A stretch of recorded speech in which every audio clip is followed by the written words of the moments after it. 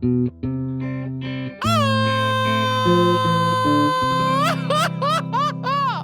Garito Podcast Network presents A la one, a la two, a la 1, 2, 3, 4.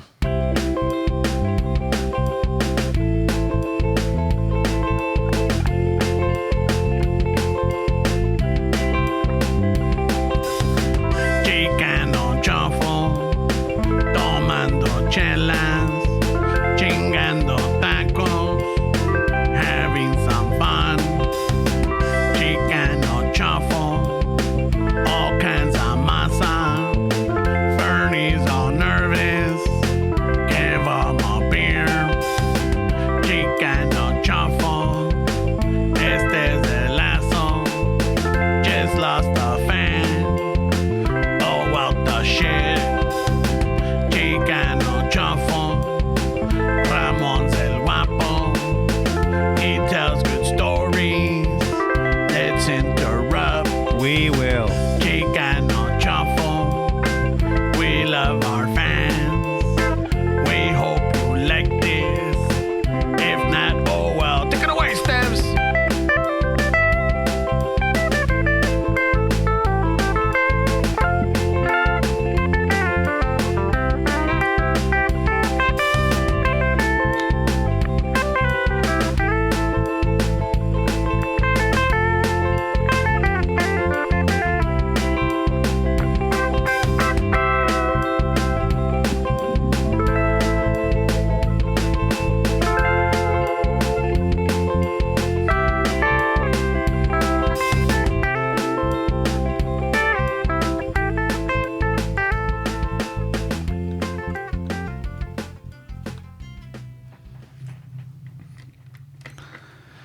Okay. Ahora sí para que tengan sonido, eh? No había sonido? No, it's not for the camera. Well, at least for the camera. Ah, shit. That's fine. I don't even think they like the intro anyways. They don't like the intro? People are don't know. complaining? People skip, no? Yes. I'm going to assume they skip. Y eso que we shorten it up. Oh, wait, big time. Mm. And then when you're not here, we always change it up with Noelia. You know, like I change it up, like instead of like having some fun, Esteban's is gone or Noelia's here. Yeah, I've heard it. You heard it? I heard last time Noelia humming over my solo. She's doing her solo. But Take it away, but I'm in the Noelia. back. Yeah. Just talking over my solo. I don't appreciate it. Not talking, güey, pero... She mean, does her she's own. humming. She does her own little fucking air guitar solo. I'm just kidding. Wait, fuck. You're sensitive today, bro. No, no. Te digo, güey, que se iba a poner bueno. Jesus Christ, bro. Acá el pinche Fernando todo pinche acelerado. güey. Así es que no le Yo hiciste ando su bien cafecito. judgy. You didn't give him his coffee in the morning, güey. Well, we went to go get his coffee, but, you know, no le echaron lechita, and then he's all fucking... But he's talking about your coffee, güey. My coffee, I got coffee. I don't know then. Yeah, yo tengo mi café, güey. This is getting confusing there, Are you güey. doing Istaza or what? No. Ya estuvo Istaza? ¿Qué pedo? I haven't asked you guys in a while. Still going? Yeah, so we had a follow-up meeting, El Fernie, myself, and then the other two compas. Mm-hmm. And we're just trying to, like, I guess, revamp the business.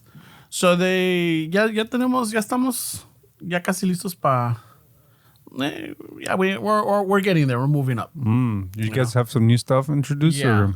Yeah, we got a new product coming out. So. Oh, shit. So vamos a ver cómo nos va, but ahorita we're getting there. You know, but yeah, we had stopped. Well, life gets in the way, no way? Life gets in the way. Yeah. And then not only that, but then there's a lot of moving parts. Que si no todo se alinea, then it sets you back, and then it's just like, okay, now we need to figure out how we're gonna move from this stage, or how do we bypass this, or how do we go around it. You know, so yeah, en eso estamos, but we're going good. That's awesome, güey. Yeah. Ojalá, güey. No, pues hay que echarle ganas, güey, que está cabrón. Yeah. Aquí nomás se viene a trabajar en el norte. Al norte. Yeah, but no, we're fucking yeah. Next week, we're gonna be at the Michelada Rumble. So raza, if you haven't gotten your tickets, get them now.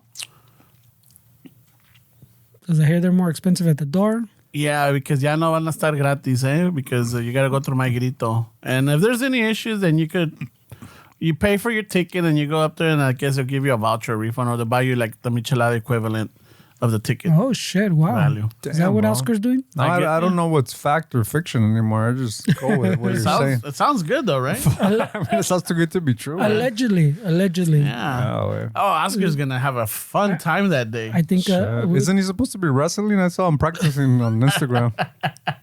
El Pezones. Yeah. Wow.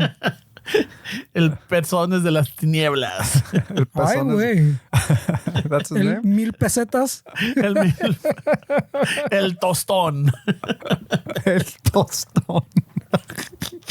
Holy shit, Or they bro. could call him El Centenario. Holy shit, bro. Wow. That's a dude. good one, El Centenario. El Centenario. Yeah. Holy shit, güey. Yeah. That's That could be fucked his up. wrestling name. Holy shit, bro. That's fucked up, man. That is fucked up. Maybe that's one of his insecurities ways. Fucking. I know. Well, after this guy Because fucking... Ariel is probably something that he struggled his whole life, and you're over here fucking making fun Yeah, of him. he finally decided to like let loose and not care. That was the first time he was without a shirt in public, and right away, fucking. They put a picture without a shirt, no? Yeah, he's like, I've been waiting my whole life to feel confident to do this. I've been hitting the gym, he My said. therapist says I'm ready. Years of therapy, years of fucking this, and I finally post on. Ahí viene Ramon. On Instagram or They social media, and they're like, "Damn, bro, that's No, so they, sexy, there was nipple." no they. There was just Ramon. güey. Put those shits away, bro. That's a little offensive. Poor guy. I'm dude. strangely aroused. Poor guy. It's all love, Oscar. It's all love. Like the Ramon says they. Keeping it inclusive, bro. No one else was jumping in. güey. I know. You're the only one chiming in I on the never said nipples. anything, man. I kept comments to myself. But management's fun. Yeah, no, those guys are cool. Magrito presents. So yeah, pinche next Saturday, or this Saturday must be, no? Yeah, this Saturday, May before. 4th. Have you guys been prepping for the michelada, Judge? Yeah, well, we have a plan in place.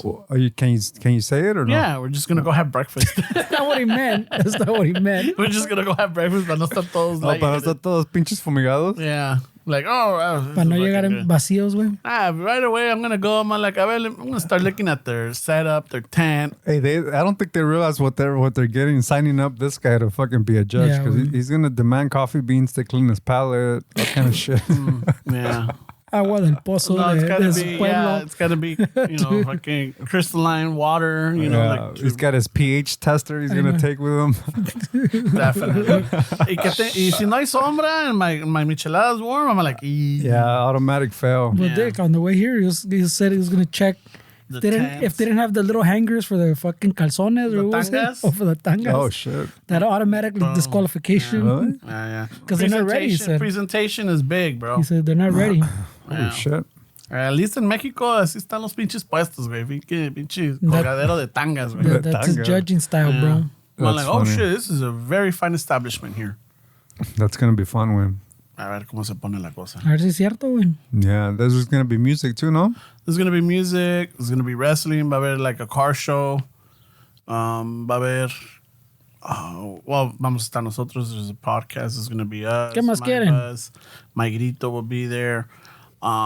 There's just all kinds of people. You might run into people that you don't know. You might run into people that you grew up with, and you're like, "Oh shit, hey, I fucking tengo That's desde gonna elementary." que no te veo." discourage a lot of I know, people to go. I güey. wouldn't say Who that. wants to run into people from their The past? güey? ops, you know, like, oh shit, that's the fucker. Like, le dimos el putazo. That's the guy we bullied, or Yeah, way. I slashed that guy's tire, eh?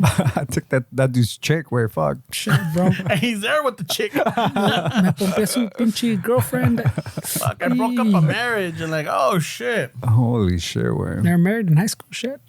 Yeah, way. Está cabrón. Some people start early, way. Some people peak early. That's true. Yeah, yeah. There's I mean, I'm sure you know too that like there's couples that they've been dating since high school, and as soon as they got out of college, they got Sweethearts. married. Yeah, pobrecitos. They had kids and Yeah, everything. eso está cabrón. That's all they know, way. Well, I mean, when you're that age, way, That's all you want. it's not all you know. I mean, it is all you know, pero también it's you feel like you know everything you're gonna know. No, we talked about this que que you get into those ages in the early 20s where you're like, fuck, bro, I guess this is my life. Hey, estás muy joven. I fucking love her. Eh? But do you think that that's common nowadays, way for the high school sweethearts to stay together and fucking? Oh, that? You know what? I don't know.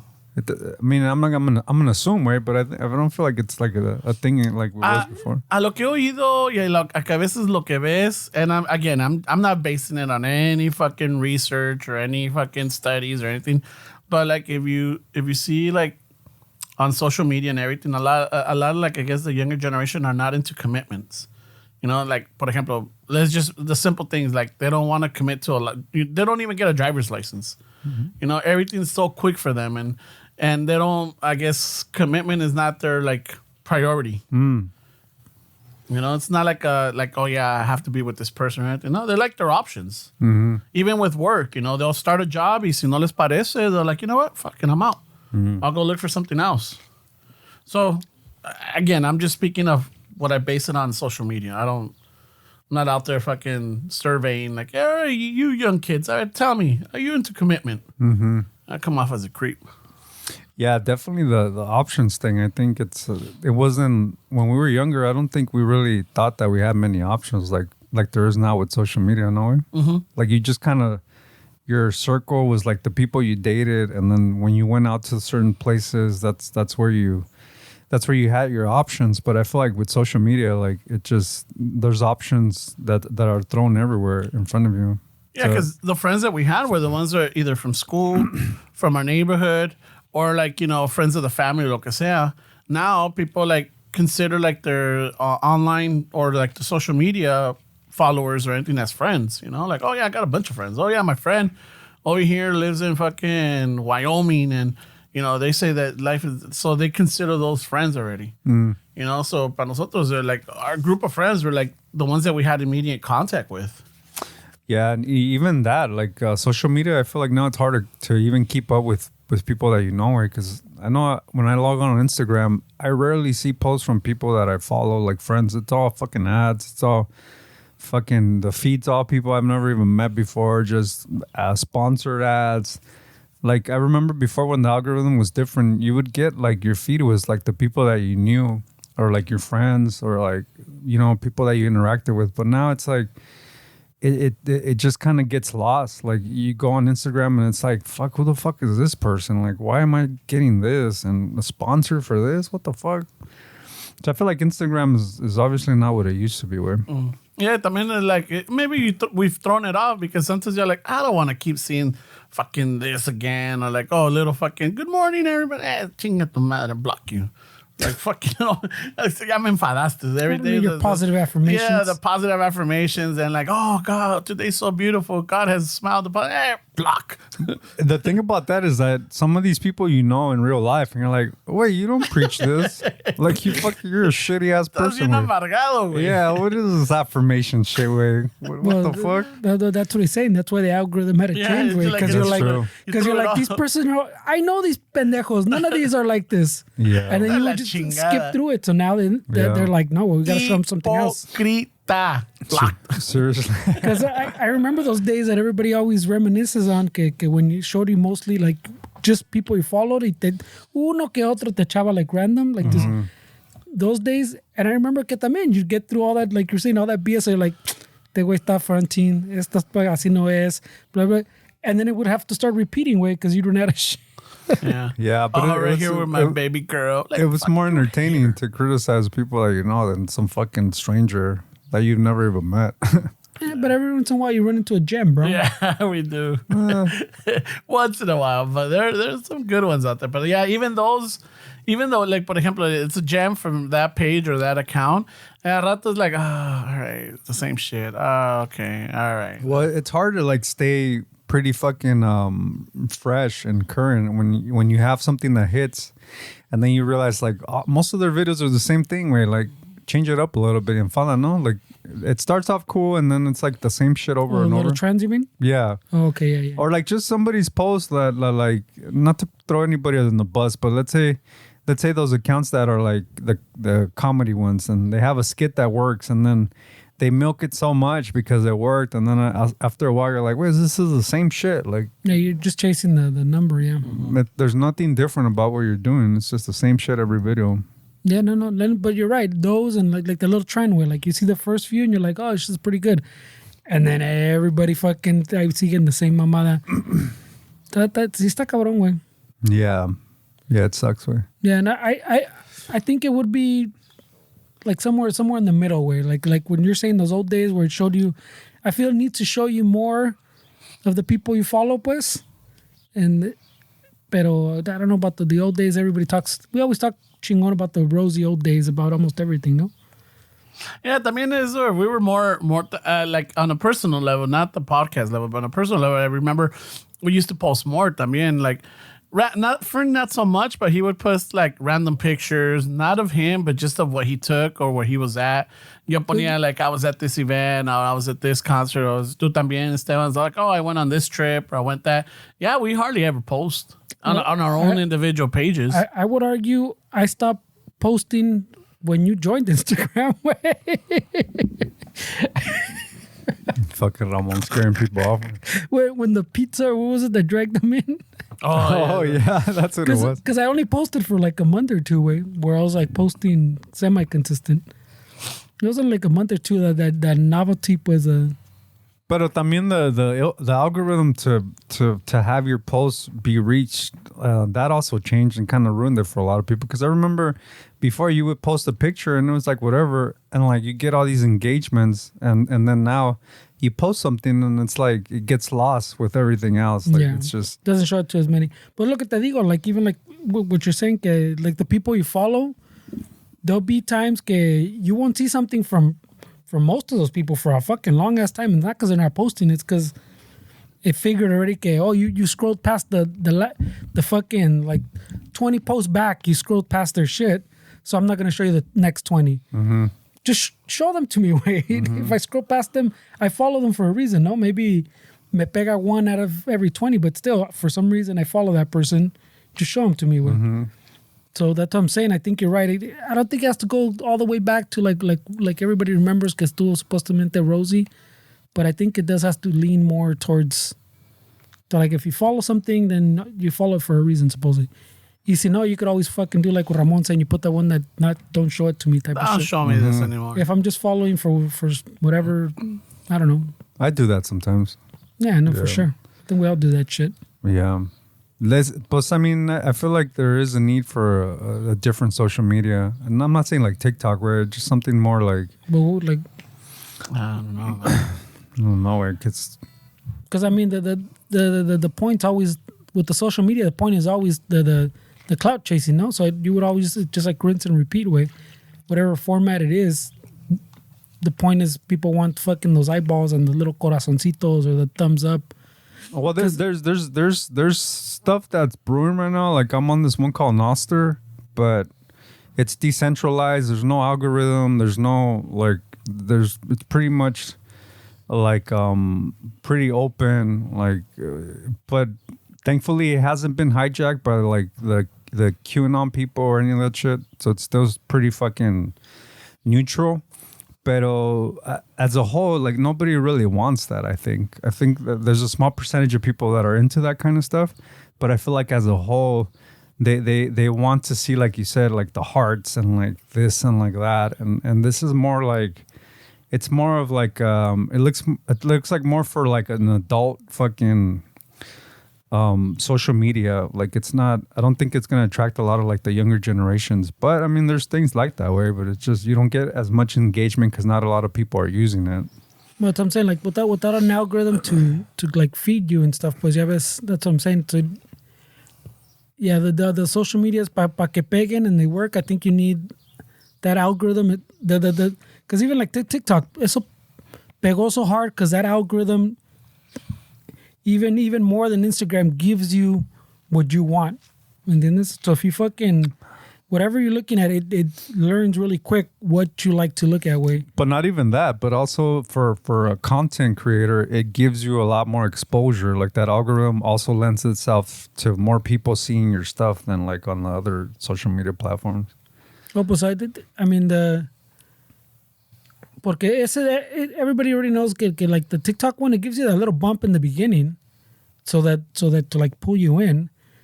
But after that way, But sometimes that's all you need, way. I mean, people like make a song and it goes fucking. You get the little bump, and I mean, there's plenty of cases with like musicians that one of their songs catches, and then it's like a brief little fucking algorithm moment bump, where you get in there, but that bump fucking pushes you forward in your career. Like now you start selling shows. Now it's like you don't really need TikTok like that anymore, but I mean, you still post, but it gave you that catapult to shoot your career forward, and now your concerts are fucking full, and you're and I feel like that's what you want. Why would you want to rely on social media for your fucking bread and butter? But that's what I'm saying. So like in another social media, like you were just saying, where there's no algorithm, those bumps wouldn't hit as good, as hard, pues, porque the algorithm's the one that says, oh, okay, look, people want to see this, people are putting calzoncitos, and it starts factoring in things and starts trying to feed it to people. So without that, you might get a little bump, but you won't get that same little bump that you're saying that pretty much kicks you into like kickstarts that career, in other words, way into the like that level. Pues you can't get there without something with an algorithm or something pushing it on people. Yeah, and TikTok does that really well, pues. Yeah, no, it definitely catapults. I mean, the other ones that don't have an algorithm, I don't think it's more of like for like, you know, being a content creator. It's more for information to exist without any like censorship or without anybody telling you that you can't do that, right? Like it's more it's utilized in a different way, not for like, you know, exposing yourself to fucking more people. Like it's a different kind of engagement, and people are looking for something different than just being famous or whatever, you know? Yeah, I mean, that makes sense. It's for information to exist, where and then when you really think about it, like the whole censorship way, I mean, I don't really agree with censorship way, because what happens in 100 years when people want to look back at these times, like they're just gonna get like, they're not gonna get the full picture, and I feel like people should have the ability to make their own assumptions as to what was happening. But when you start cutting perspectives and certain views in 100 years, when people look back, oh, let me see what this COVID shit was all about, or let me see. Like now you're just gonna have a tailored representation of history, and I feel like that's not beneficial for the future, you know. I mean that's all of history, way. It's like they say the history is written by the victors, way. But for sure, but that doesn't mean that it has to be like that. That's what I'm saying. We could do better. But that's what I'm saying. But like even if you like a platform, pues, que you're saying that doesn't have that algorithm just for like the information. If it doesn't live longer than like only 5-10 years, which sounds like a lot, then it's fucking gonna be erased anyways, because no one's gonna pay for those servers, way. So that information is gone anyways, way.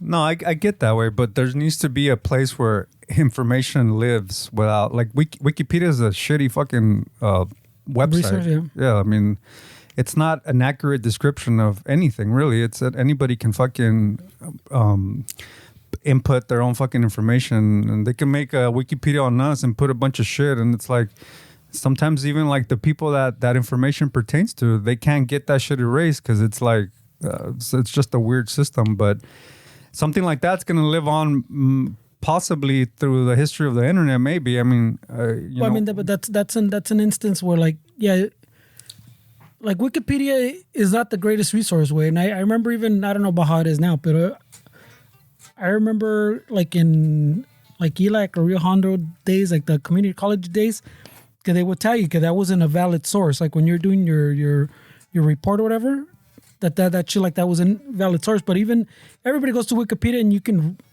it's valid in that it gives you almost like a starting point, and not all of it is just shit. Pues yeah, there's a lot of shit que it's fake, and what you read is kind of like you got to verify, but it gives you a good like jumping off point, way. So I don't think it's completely like shit and pointless. So I think that's why it stuck around so long, way.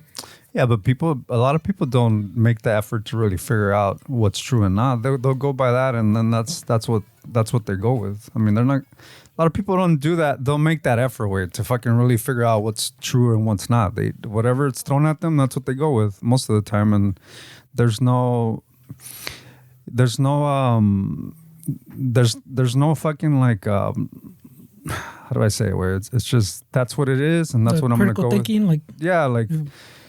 Don't trust, verify, right? Like make sure that the information is as accurate as you can find without really having your bias influence the information that you're reading, because you can easily read something that verifies what you're thinking, and then you're like, yeah, sure, that's fine, but it's like, I mean, it's not really like healthy. Where well, but that does the circle back to where you started with the censorship and like the COVID thing. Then you don't just want like all the information out there, because it's the same thing. People are just gonna gravitate like they do towards their confirmation bias.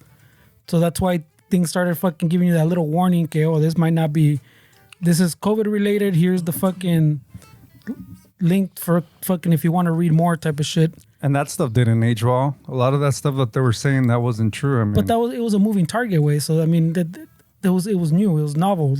Yeah, and then in the future, you should have that assumption that what you read is not necessarily what's going to be truth. Like you definitely have to learn from history way, and it's important to learn from it and not be a victim of it way. Like next time, if shit happens, like you have to be a little bit more careful what you read and what they're telling you. Way. But that's what I'm saying. That's why I said it does the full circle. But people aren't gonna read and aren't gonna use any critical thinking. They're just gonna say, okay, I saw this.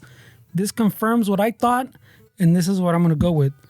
And it's real. So that's what I'm saying. So even like for history, it's not something that I like to say, and I don't even know if I fully believe it. But I think you do need a little, not censorship, and that you stop or you take things down, but and maybe the solution they came up with wasn't as great either. Was those little warnings, but you need something, pues, to say, okay, this is fucking unproven, or this is a moving target, or this is maybe something fucking not so fucking estampado que says this is how it is. But you need something, pues, some kind of which would fall under censorship. Porque for the same thing, pues, people are gonna just use their confirmation bias and find whatever they want, and that's what they're gonna go with. Way. They're not gonna search any further. They're not gonna look back and say, okay, wait, let me see what the history really shows. Yeah, I mean, there's people that are though, you know, and people like us should be able to have that option to think about what you want to believe is true and not have something that's censored. I just don't think it's right. If we haven't learned from anything, that's the problem. Is if you're saying that that's how history has always been, that's my point. It doesn't have to be like that. I mean, we've never had technology the way we have now. We never had access to information the way we have now. I mean, a lot of the old scriptures and a lot of the old literature was censored, and a lot of it was locked up, and we don't need to repeat that way. Like, we should be able to store information and have people in 100 years have access to making their own assumptions as to what really happened. Because, you know, we live during this time, but we don't really acknowledge that history is going to look back at these times and wonder what the fuck happened. Why were we so fucking... Through a different lens, yeah. Yeah, why were people so stupid in fucking 2020 and stubborn and yeah, angry? Like, And you have to think that, because that's how we look at history sometimes. Like, we look back and we're like, how come fucking people didn't just do this? Or how come... Because we're in that bubble way. Like, people in that bubble aren't going to see things from a different perspective. And I really feel like people in 100 years, or maybe even less, are going to look back and be like, these fucking people did. I mean, well, I think you're right. But I think that's always going to happen regardless. But yeah, I think we're in a time, like you're saying, we have the capability to make better records, you know? To keep better records than just like the written record. Like I'm saying, like the fucking print was as before. Now we have a internet, and fucking servers are not that expensive type of shit. If Wikipedia, like you're saying, could live this long, there could be other things like that, pues, que... I mean, the religious people, they weren't a fan of the printing press. I mean, they to have people actually have information where they can make their own assumptions, like they were against that shit, and for obvious reasons. Why would you want people to have the ability to make their own assumptions? Doesn't keep them in line. Yeah, I don't know. All that is like a very fine line. No, not even that fine, I guess. It's a little broad. But I mean, I think there... I don't know. I don't want to say there's fucking should be some censorship, but I don't know. Something, güey. It's can... Está cabrón. Yeah, I mean, when you start getting into there should be, but who should give that censorship? That's what I'm saying. That's where the... I mean, that's who has the power. Who and why would I want my team, or why would you want your team, or why would you want any team to be the one that dictates what should be censored? I mean, that's when you start. I mean, I understand what you're saying, wait, but I feel like that's where your hesitation is. It's like, wait, but who has that power to censor that? And then once you give that people or that group power, where it's like anything, it corrupts. Eventually, okay, maybe the first 10 years they do awesome, but then they're fucking there 10 years, and all of a sudden it's all kind of like what you fucking say sometimes about other things, que ya se les mente, it gets into their heads, pues, que, oh, I'm the arbiter of this way, and I think this, and I think that, and ya no los puedes sacar de allí, güey, because you've let them do it long enough, pues, que you've made them the arbiter, way. So now you give them power, ya valió verga. Yeah. So it's fucking, it doesn't work. Anarchy, bro. Fuck it.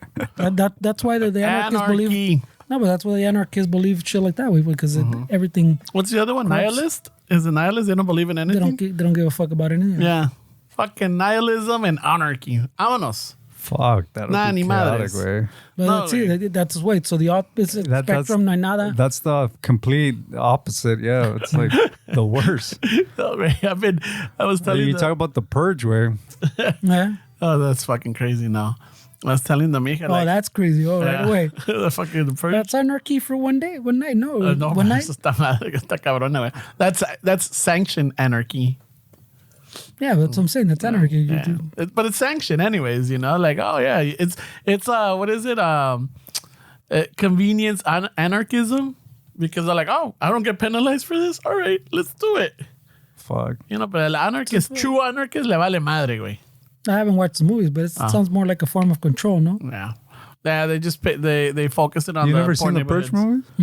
I think I've seen. Every time I think I want to start watching it, como que They're sounds interesting, but I think I don't know. I think you just watch the first one, because everything else they just milk it. but they're interesting because they give you like the way it Backstory? started. What is it? The prequel. There's a prequel one. There's That's a the new one. prequel, No? Yeah, Election Day, I think it is, and then I don't know. What it's then they got the following year. It's just I watch them. There's supposed to be another one and now. I think they're gonna milk it some more.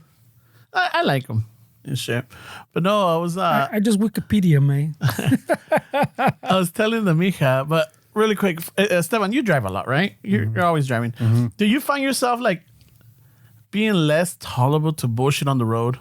Like, ya estás harto de like certain people, like, just, you know, like fucking give them a little honk and like, órale, cabrón, get off your phone and fucking the light screen. Shit. No, we're No? That's Yeah. only you, the Ramon. opposite. No, I was like that. I mean, like for a while, long as well, like, fuck it. I could Up just, until last week. no, it's been building up, way. It's been building up. This I'm not tolerating bullshit. It's just like fucking people. I see the light screen. I usually give them like 5 seconds. I get it. But like 5 seconds a lot, güey. yeah, I'm all like 1, 2, 3, 4, 5. Bang! I'm like, oh, I'm like, I even give them the little signal, like, hey, fucking go and shit. But it's been getting more and more. Or like, I think my tolerance is going down from like 5 to 3 seconds now. Like, ay, vámonos. Let's fucking roll. Holy shit, bro. Yeah. 3 seconds, he means fucking almost immediately. Almost immediately. He's looking at the street, and then when it turns orange, he's already like- honking. Come on, Dick, it's gonna be green. And then what happens is now that It's a preemptive strike. the light signals now won't even turn green because the little the what is it? The crosswalk turns green first. It gives up the pedestrians heads up. That's the other one. I mean, fucking pedestrians. I've Oh shit! Now he's been got honking at pedestrians. Like I see that my light, you know, the the pedestrian sign is already like at 5 seconds, and I see someone, I'll honk at them, and they'll look, and I'm like, don't do it. You're just gonna hold it up. Oh shit! So they got the right of way, and you're like, no. Nope, because it's 5 seconds. You're look how many fucking cars are behind me. You still got the right of way. You know, saying. but hey, there's a time. So you 5 or worth more. No, y luego el otro día, so I was in Hollywood, and I was watching this this tourist. It clear he was Asian, and he has the fucking his camera on a stick, and I'll tell you why. So he's on the Walk of Fame, and it looks he took off his backpack, his jacket, and some bags que tiene like souvenirs or something, and he put it on the sidewalk close to the building. Y se está tomando fotos, and every time he took a picture, he'd bring it down, and como que no le gustaba y se tomaba más. And dude, this light was taking fucking forever, and I'm seeing this, and I see this vato walking by, and he sees him doing that, and he's eyeballing his stuff, and he like stops right behind the guy taking the picture. So he's like timing himself, and I see it, I'm like, este cabrón le va a robar sus cosas. La mochila. Yeah, las mochila or whatever is there. And cuando siento que va a hacer la movida, I fucking hit the honk.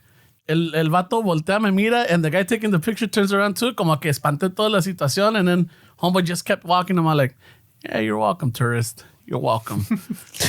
You're fucking welcome. You want the keys to Hollywood? I broke up a fucking a bad experience for a tourist. So this whole story where I'm trying to figure out what was the point of saying that he was Asian way? He said, hold on. He did say, hold on. Oh, yeah. So here's the other thing. Well, maybe there isn't a point. Maybe there isn't a point. But maybe just to add context to the story, right? Well, that's what he's saying. What's the context? Luego me voy dando cuenta. Why do I need this information for the story? At the same time, I saw that there was a lady standing there, and it looked like it must have been his mom. And at some point, when I did that honk, como que se dio cuenta, y el muchacho reaccionó. And then the mom even tells the older lady tells the guy, the kid, they're like, hey, just give me your stuff. So she gets it and holds it. And I'm all like, fucking A. I'm all like, all right. I just prevented a bad experience. Why did I say Asian? Just to add context. I didn't tell you the person that was but there was no haciendo context. la movida. So I'm all like, I'll leave it alone. I thought there was, but there wasn't. I thought there was going to be more to it, but I'm like, no, you know what? Now that I keep it simple. But the only reason you didn't tell me the person is because you want to be politically correct, wait. That's why you didn't say who fucking was the one trying to steal, wait. I mean, that's what. If you're gonna say the victim, why hold back on the person committing the crime, wait? I mean, well, a potential crime. A potential crime. But what I'm saying is, why leave that information? That I'll leave it to the imagination of why a did listener. we need to know one was Asian, but not the other one? But not the other, because he wants to be politically Well, maybe because but he wasn't politically correct more of a tourist type of deal. You know, who knows? He was a tourist, Asian. Yeah, I'm like, yeah, but it was like one of those where like I felt good at the same time. I'm like, I just prevented a crime. So you're still on your crime fighting streak. Fuck yeah, bro.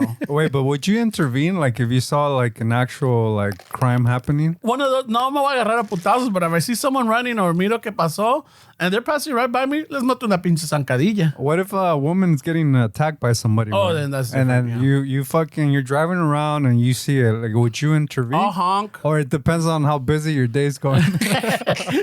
I like fuck.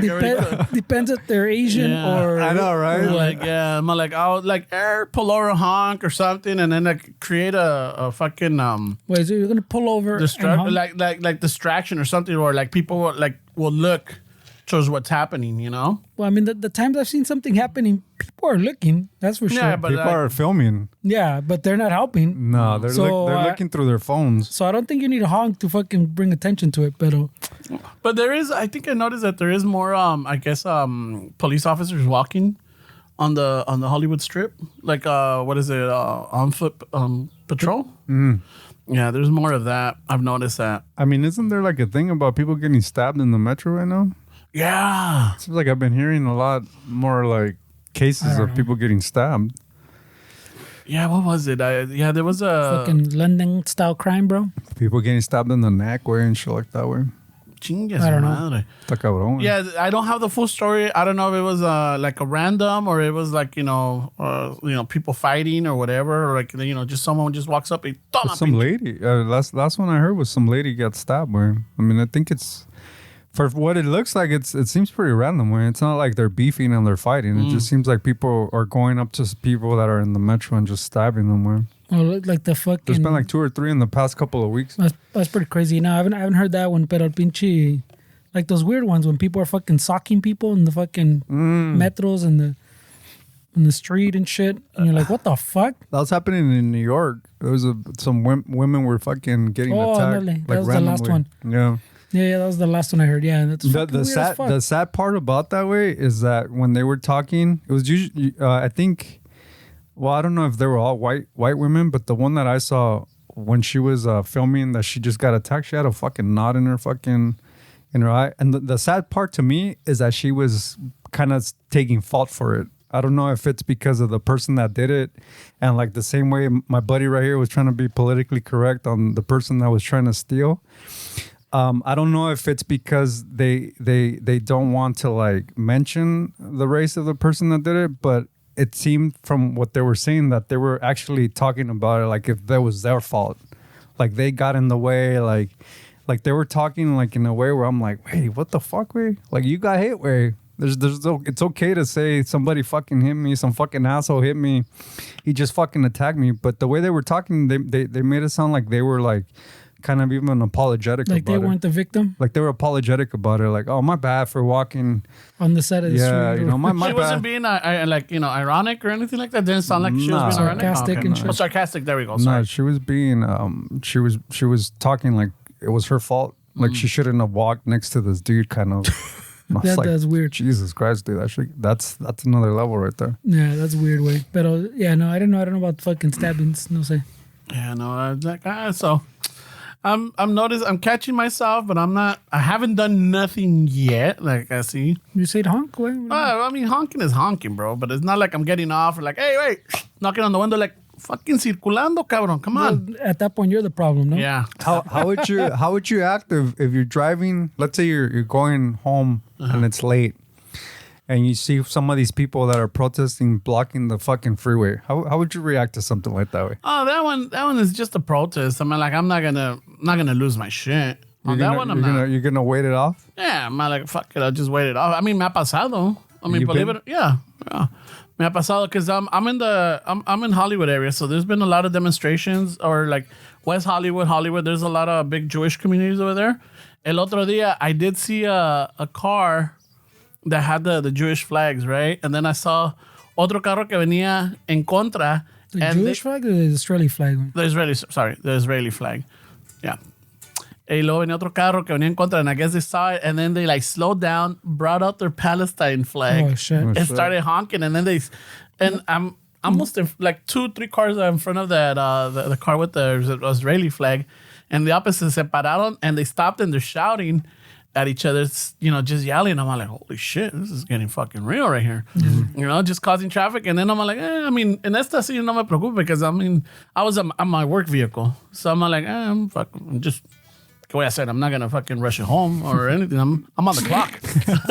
At that point, it's convenient that they're. At that point, it's cheese, man. I'm like, hey, keep going. Hey, you guys block me off I got 4 hours left on my shift. So. It's like content. I don't even record it. Wait. I don't even fucking record it, because again, I'm on the clock, that type of deal.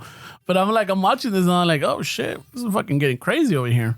Yeah, those get heated. When Yeah, no, but the other time I was telling the mija, I went to go have lunch, and I get I'm waiting for my meal. I'm sitting down and I'm listening to the music that they got in the background on the speakers. It was 80s, toda madre.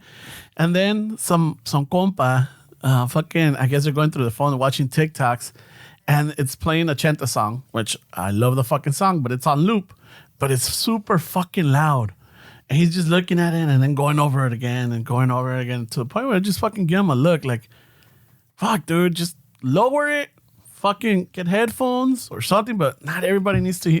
We don't even know what you're looking at. Your fucking forest is blaring. It's not even a clear sound. It's not, fucking loud as fuck. And I'm just like, oh my God. I'm just like, just counting and relaxing, trying not to fucking tell him, okay, maestro, bájale su pinche teléfono, ¿no? I'm like, yeah, it's getting to that point, dude. It seems like you're getting older, way. I am. My tolerance is fucking minimizing. Normally, other times I'll be like, I just talk shit or whatever. But now it's like, now I'm feeling it. I'm all like, son of a bitch, dude. This is You're acting your age, bro. fucking inconsiderate, dude. A lot of that. I've noticed that fucking drivers are pretty crazy now. Oh, yeah, we've seen it a lot. Yeah. I don't drive as much, but the times I go out, I'm like, oh shit's fucking Salud. wild now. Thank you. People are, like you're saying, fucking inconsiderate. And everybody's on their fucking phone. I noticed a lot of the newer cars that don't come with blinkers too. Yeah, a lot of shit. They're saving money on the. Yeah, you're supposed to guess, right? Like, fuck, okay, is this guy? Oh, yeah, he was going to make a left. I should have known. Stupid me. I should have known. Yeah, He's on the left lane. You're like that lady. Fuck, yeah, I should have known. I should have known. I shouldn't have been driving on My his bad. left side. Yeah, I should have known. I should have known he was gonna merge. Yeah, I should have known this. Yeah, it is getting it is getting a little crazy out there, way. Like the drivers, no? Yeah, Sí están, a lot of people are on their phones, way. Yeah, that's what Ramon said. No, at the light, that's when they're not going. They're on staring their at their phones. I mean, I still see the old school fucking women on the traffic in the morning doing their makeup, and you would think that stuff. That's the shit was going on when my mom was fucking when I was a kid. I remember seeing shit like that, but it's still happening, way. So what's worse, the phone or the makeup way? Fuck, way. I feel like the makeup way because you literally are fucking the mirrors down. You're fucking doing all this shit, but it's like, wait, really? You have a pencil in your eye. Yeah, this is what... I don't know. Way. Yeah, what's worse, way? I'm saying for them, it sounds worse. You got those fucking mechanical pinzas también on the fucking... The fucking mechanical pinzas. Yeah, the eyelash curlers. You haven't seen those? Like, Yeah, I forgot Yeah, about the those. snap-on ones. Ándale. Snap-on. Fuck. Snap-on should get in that game, way. Make some quality ones. Yeah. Yeah, no. Luego también is like, I mean, okay, so a lot of the newer vehicles, right? They come with a Bluetooth attachment to your phone, right? So there's no need for you to be driving with the phone in your hand, fucking, and then looking and like, just like entrado en la pinche conversación because they're like, and one thing is like, yeah, if they're paying attention or driving whatever, but sometimes they're looking at the fucking phone because they got it on video, like the video call. Oh, it's like a FaceTime. Or Yeah, it's like, what the fuck, dude? It drives me nuts. They're watching fucking TikToks, or some people are watching YouTube. Some people have movies in the background, and they're like, I said what the movies watching them. I'm like, what the fuck? Netflixing in traffic. Does it drive you nuts when they're on the phone with their loved one or whatever at the restaurant trying to get their order Oh yeah, as they're ordering? yeah. I'm not like, Oh, you're taking them back to that one way? Oh man, what? Yeah, I know. and what this and not only I that, know but what you're doing. if they're in line, I'm like, okay, it annoys me that they're on speaker.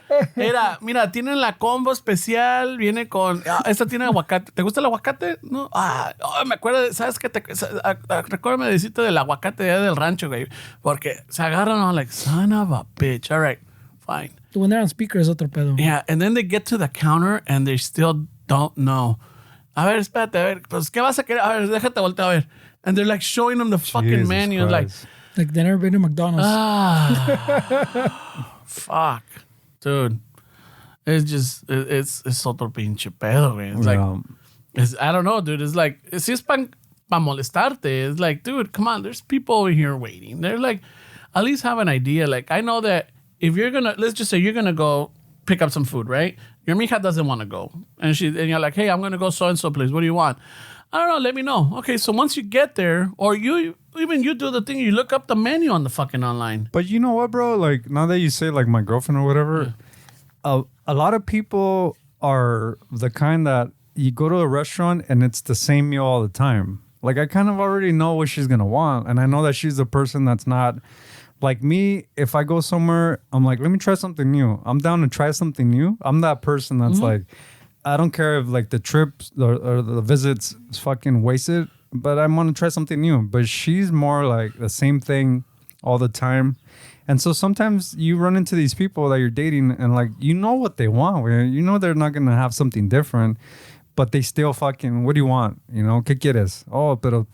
También. And it's like, wait, no mames, you're wasting a lot of time with. Yeah. Not only for us, as customers, but imagine the people that are on the other side of the counter way. And I've, sometimes, Well, I mean, sometimes I 'cause- want to sit down and talk to them. Like, just tell me the shit that you go through. They probably go. They got fucking stories. What they go through is, I would argue, what they go through is not even like that guy showing them the phone. It's el coraje of the next person way that's gonna be grumpy at the employee, true, like it was the employee's fault. That's true. Like the employee should have said, "Hey, fucking hang up the phone." So that you are probably more a problem for the employee than the person in front of it. I feel like these words like server where create like this dynamic where the person thinks that these people are below them, like they're my server. Oh yeah, for sure. Like I feel like those kind of words are not helping that industry way. Because I'm sure they go through a lot of shit way. The other day at Walgreens, I think there was a dude there, and when you walk in, they tell you, "How's your day going?" or "Hello," this and that, and I responded, and then. When I was checking out, I'm like, hey, bro, how many times when somebody walks in and you tell them, you ask them or you greet them, what's the percentage you think of people that actually respond? It's like the majority of people don't even say anything. No. They just walk through and I'm like, damn, bro, how do you keep just fucking doing it? And he's like, no, you just can't let that shit get to you. But imagínate, tanto así, güey, empiezas with your new job at Walgreens and you're excited and you're like, hey, how's it going? And then by the fifth, sixth person that doesn't say anything, you're like, you know what? Fuck these this people. shit. Like, fuck. You know what though? I don't know about you, but por ejemplo, si vas a like Costco or vas one of these, like even a Home Depot, right? Sometimes they have vendors there. They're like, hey, excuse me, do you have solar panels? Or like, oh yeah, whatever. I do not ignore them or just keep walking. When like, excuse me, sir, do you have a moment? I'm like, oh, what's up? Hey, and I kind of like slow down. I won't stop because that's when they get you, right? But I kind of slow down. I'm like, yeah, what's up? He's like, hey, do you own a home? I'm like, I rent. Like, oh, all right. Do you know if you have... I know. I'm like, no les voy a decir la verdad. I'm not going to give them like fucking true facts or anything. I'm unhoused. I live off of my van, bro. Oh, they can still say solar then. I know. Seriously. Yeah, you better bro. watch out what you're saying. No, I'm like, Get your I script rent. down. Seriously. Oh, I rent. I'm like, oh, all right. Or so, like, hey, what kind of provider do you have? I'm like, oh, I got Verizon. You know what? I'm like, yeah, but see, I tell them I work for Verizon, so I get the employee discount. So no matter what, you're not going to beat that. Like, oh, all right. Thank you, man. So I just keep walking. Or who's your internet provider at home? And sometimes if I see their shirt or if I see the little pamphlets or whatever, I'm like, oh, yeah, Spectrum. Oh, all right, hey, man. That's what thanks, man. You guys are doing a great job. Ya les sigo. But that's a hard job for them because they constantly get rejected. So I try not to ignore them or anything because I'm like, at least they're doing, they're trying to get sales, Hey, bro, I would argue they're fighting, they're exercising for the weekend, bro, for their fucking player game. Seriously, huh? Get used to the rejection, Yeah, man. no, it is definitely good for them to get rejected. Way. No, el pinche, but now the kiddies, I don't know, for a while. No, it's been a thing for a while, but no, not now. Like we were talking about all that other stuff, and they fucking, what do they call it? I just had it too. Oh, main character syndrome, no? What? Like everybody thinks fucking Esteban's brought it up a long time ago too. That's why I remember it's been around for a little bit. That the person pues thinks they're the main character, pues they're the ones that the priority, the important one, pues like everything else around, pues no importa, way. It's I have time to show the menu because no one, like person behind me as an NPC. Yeah, it's not a real character, pues. I'm the main character. I'm the player. ¿Me entiendes? So, like, yeah, who cares about this guy behind me? Who cares about this guy in front of me? Same thing. I'm driving. I own the road, like we were talking about earlier, where, like, it's all about me, pretty much. So they call it main character thing. Exactly like the good examples are the fucking the gym videos where you see the fucking people getting mad because someone walks across the fucking, they're filming their fucking workout, whatever, and someone walks across and they fucking dog them or talk shit. Yeah, like, you didn't see my fucking camera? And you're like, Dick, what? You're standing in front of a fucking dumbbell rack, way. I need dumbbells, way. Or the ones now que se pone de moda too, and I don't know, maybe it's fucking a bad take, pero like the ones of the girls too que ponen in the gym and they go, let's see how many guys check me out, and you're like, well, yeah, wait, te pones those pants que también están de moda to fucking show your whole crack, like fucking, or they accentuate. Yeah. Yeah, what do you expect, right? And you're like, dude, Well, yeah, no shit, güey. Who's Luego se pone enfrente de un güey fucking, doing deadlifts or doing fucking, fucking BBL exercises. And it's just like, fuck, está cabrón. you get right in front of some dude fucking doing cable rolls or something. Yeah, it's crazy. And then and then they get all mad. Oh, look at this guy fucking This creep, yeah. this creep, and you're like, I mean, there are some creepy dudes out there. Oh, there's definitely I get creeps. that, but like these are like you're basically, you know Baiting what you're them. doing, way. that's what I'm saying. That was kind of delicate porque they are creeps, pues. Pero that you're making a video, and you know what you set out to do, no? And then you can't get mad at what you set out to do. Yeah, there was a guy that was exposing them on I think it was TikTok, where he would make videos of women that were fucking doing that, and then he would like just kind of critique the video, like the guy is not even really looking, and you're making it seem like he's looking, and I think a lot of these women would take their posts down because they would get a lot of shit. I mean, you know the internet way, you have that mentality where like it's us. They start grouping, and then they start fucking attacking people, and then you know how the internet works, where all of a sudden their address is out Bola de there, montoneros, their yeah. fucking phone number, all this fucking shit. The death threats It's start. like, wait, no Where they mames. work at, donde van a comer. It's pretty crazy when you think about that. Most of our information is public, Yeah. like it's pretty crazy. Way like fuck. Pero también ayuda también de like, if they go off a social media account, they could tell like when you're posting or whatever, it'll have the location, not location, but it'll say Los Angeles area. And if you click on it, it'll give you like, a little area. And then it's a fucking perfect stalker tool. So what Like sometimes when you post something and they'll say your location in Los Angeles or whatever, I guess. And sometimes they've broken it down because I signed a video where like, donde dice like, hey, stop doing these things because people that want to do harm or whatever, they'll find you. Like one of them is don't put your kid's fucking elementary school. Like my kid was an honor student at so-and-so school. Because they're like, oh, okay. Yeah, but people have been driving around with those bumper stickers forever. Yeah, like but oh, I there's think- 3 kids there. I mean, those are, I guess. And then the other one I is try like not to do the stuff family little fucking stick figures with the little pet or the cat or like that. whatever. That's what I'm saying. Now it's been happening for a long time. And that was, you So- don't need social media for that. I thought you meant like the ones, like when you put a post and you can you select like what you want to put, like your where you're Location. at, your location. Yeah, I thought that's what you meant. I was like, you put it in yourself. Then they're because they're like if you don't, because sometimes it says would allow the GPS to put your location or track or whatever. Well, that's on the picture. Yeah. Yeah, so sometimes they'll leave it or whatever. So if someone wants to really look for you or whatever, they'll find you, because maybe you're not that savvy. Maybe there's a detail that you don't even pay attention to.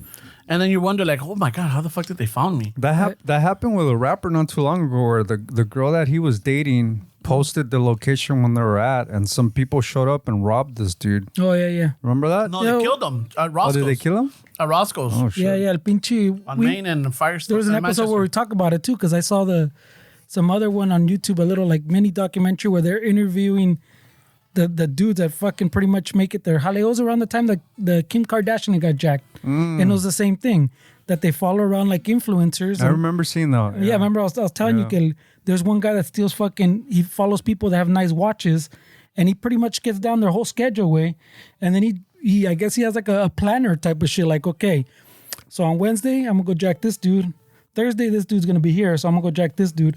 So like he can plan out his whole fucking little heist. You don't remember when the Malibu fires were happening, that there was people actually fucking robbing these houses as the fires were going Oh, on shit. and people were evacuated? There was like a group of people that were, no sé si llegaron en lancha, way, if I remember correctly, that they came in through the water and then fucking they started ransacking these homes. We're like, fuck, dude. Hey, I would argue it's gonna burn anyways. Yeah, Wow. it's gonna burn, and the insurance will cover it. So like, fuck it. Barely, way. California insurance. I don't know if you guys are Yeah. aware, Oh, yeah. but like the insurance is fucking shambles right now. No, Cars, they're leaving. homes. Yeah. Yeah, because of all the natural the fires, the fires mostly were the landslides. También because of the rains.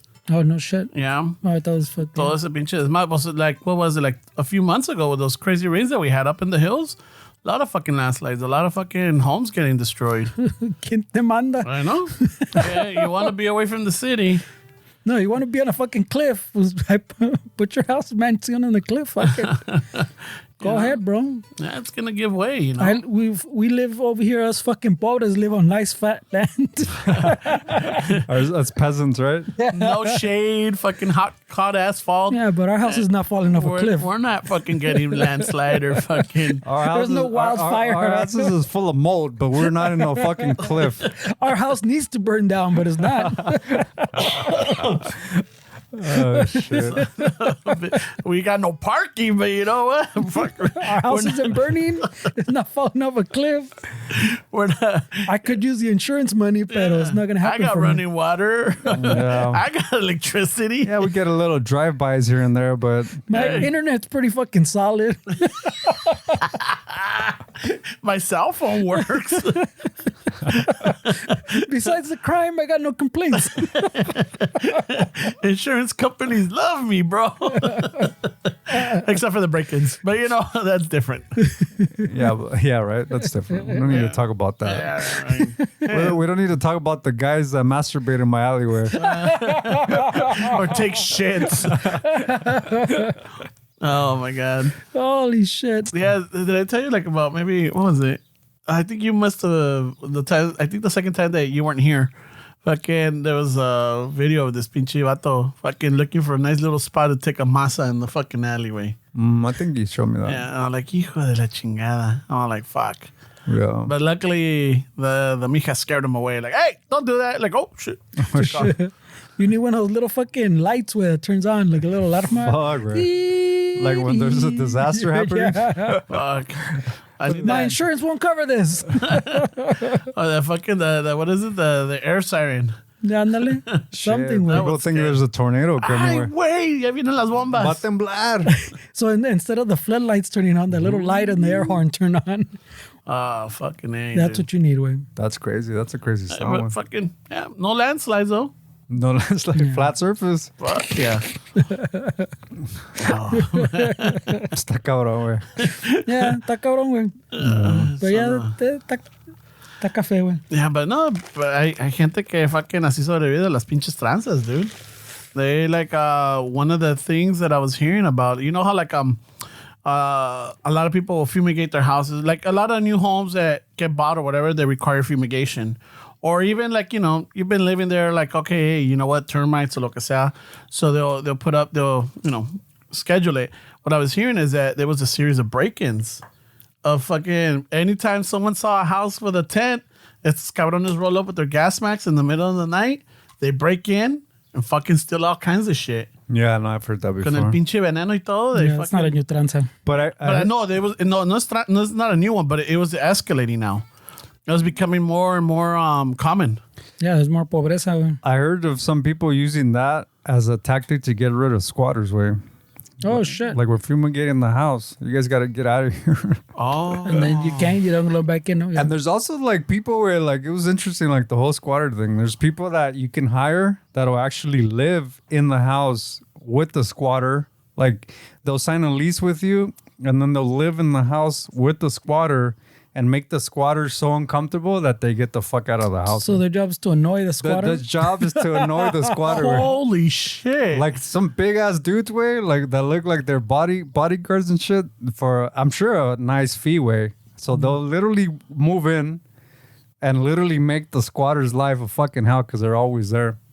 Oh, shit. Fuck. I wonder what's the successful rate, you know? The success rate? Yeah, because I mean, hey, maybe pinche todo, pero si hay un cabrón pulgoso with fucking lice and all that shit, I'm like, Whoa, I don't know. Why are they full of lice? Hold on. I don't know. Like, hey, Some of these people look like decent people. Where they Wait, just- some of them do, but like, Remember hey, that? They're if not- you know this, they're like, oh, this motherfucker's running. Oh, like, oh, he wants. También te la vas a oler, like, oh yeah, este güey is here to fucking kick me out of my fucking squatted home. I'm like, nah, ni madres.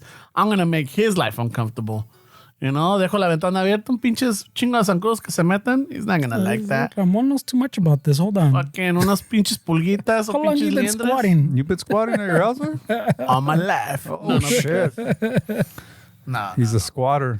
Does he know No, too but I much? mean, it's one of those where like, you know, I've heard these stories where like fucking people are like, yeah, man, like, you know, I bought this property, but it was, you know, it was getting worked on, and next thing you know, fucking people were living here. That's crazy. And I couldn't get rid of them because I think one of the trances is once the squatter or whoever's staying there gets mail addressed or mailed, if they receive mail to that address, they're no longer, now they have some rights. Yeah. Is that the California? I think so, yeah. I think That's that's the change, yeah. I think that applies to a lot of places, not just California. Yeah, because I know, now, but they're different from like state to state. yeah, and then sometimes they'll go as far, these squatters, to get utilities. They're like they'll get power, or they'll get water, or they'll get gas, or they'll get fucking internet or whatever. Once they have that, it's even more difficult to get rid of them. Well, that's just saying. That's when they have Yeah. a bill, like a legit bill. Yeah. Well, there's a dude. I don't know. I think it's TikTok way, because not so much as Instagram as anymore way, like we were saying earlier. But there's a dude on TikTok somewhere, I think on the East Coast way, where he was literally going around to I don't know, somewhere like Maine or some shit like that, where he was going around to like bank-owned properties, like investment-owned properties, like fucking, like the Black Rocks type of shit, where he was going like to the houses where they just have empty and the house is all overgrown, and he was going and showing them. He was fucking, he goes a lot of places. He goes, I don't go into any of them that are like fucking locked, but the ones he can just walk in, he walks in. He videotapes the fucking condition inside. He goes, this is the address. He posts the address. So if you want to squat, this is a spot. Jesus Christ. So fucking, he pretty much builds a directory way of all these houses have been sitting empty forever, that these banks and like investment firms just have sitting. And he literally does like a little tour and then posts the fucking address. That's crazy, bro. Yeah. So fucking... I mean, I know people are going to say, yeah, fuck BlackRock. Yeah, no, but the point is that people that are like, let's say you're a homeowner, people like you get sucked into the same fucking thing. Like, because once you open that door, like you're going to open doors to people just fucking doing a bunch of shit in your neighborhood. I mean, that's why in Palm Springs the other day I was on Zillow, like just because I get a little nosy at home prices. And I was on Zillow looking at Palm Springs, and like, I was seeing that the homes were like coming down a lot in Palm Springs, where like a house that was in 2022 sold for like $1 million. Now they're barely getting $600,000-$700,000 for it. And what happened is that a lot of people don't really consider Airbnb way, but they have a lot to do with the fucking ridiculous market in homes, because a lot of people are investing in properties and obviously using them for Airbnb. And so they start kind of the prices of the homes go up and shit. It makes it like somebody like me, if I wanted to buy a house, Airbnb really screwed the market way. So Palm Springs made a law that they could only have a certain amount of homes on Airbnb. So that took a lot of people lost a lot of money with that way, because if you didn't make the cut, then you're not allowed to fucking have a permit to have an Airbnb in Palm Springs. And then it goes like by a system where like you wait in line until it opens up, and then you could apply to have your home on Airbnb. But they even got to the point where like there was a guy that I think his brother died, and the brother owned the house in Palm Springs that was on Airbnb, making money off of it.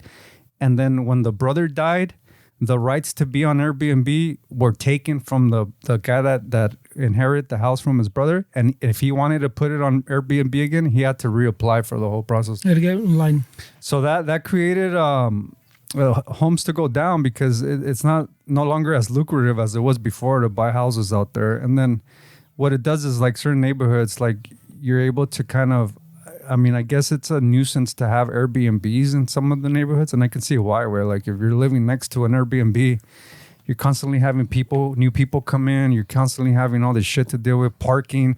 People fight about parking all the time. Where like, why are you parking in front of my house and all that fucking shit that people argue about?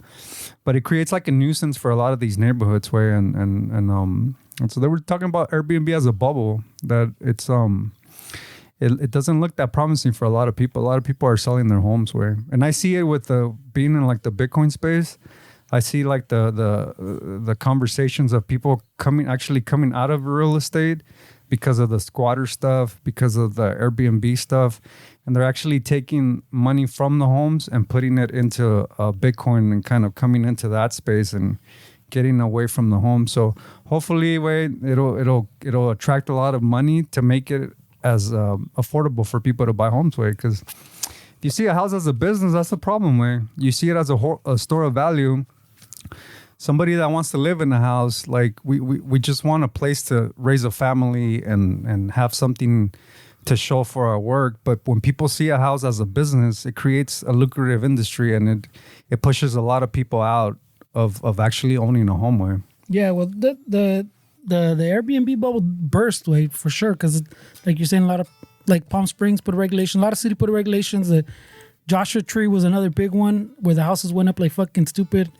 And they fucking crashed there too because fucking there was just too many. The competition was there was too many Airbnbs for the amount of people that wanted to go different places. So that one burst. But that's why the other half of what you're talking about, like fucking people putting these companies investing in the houses.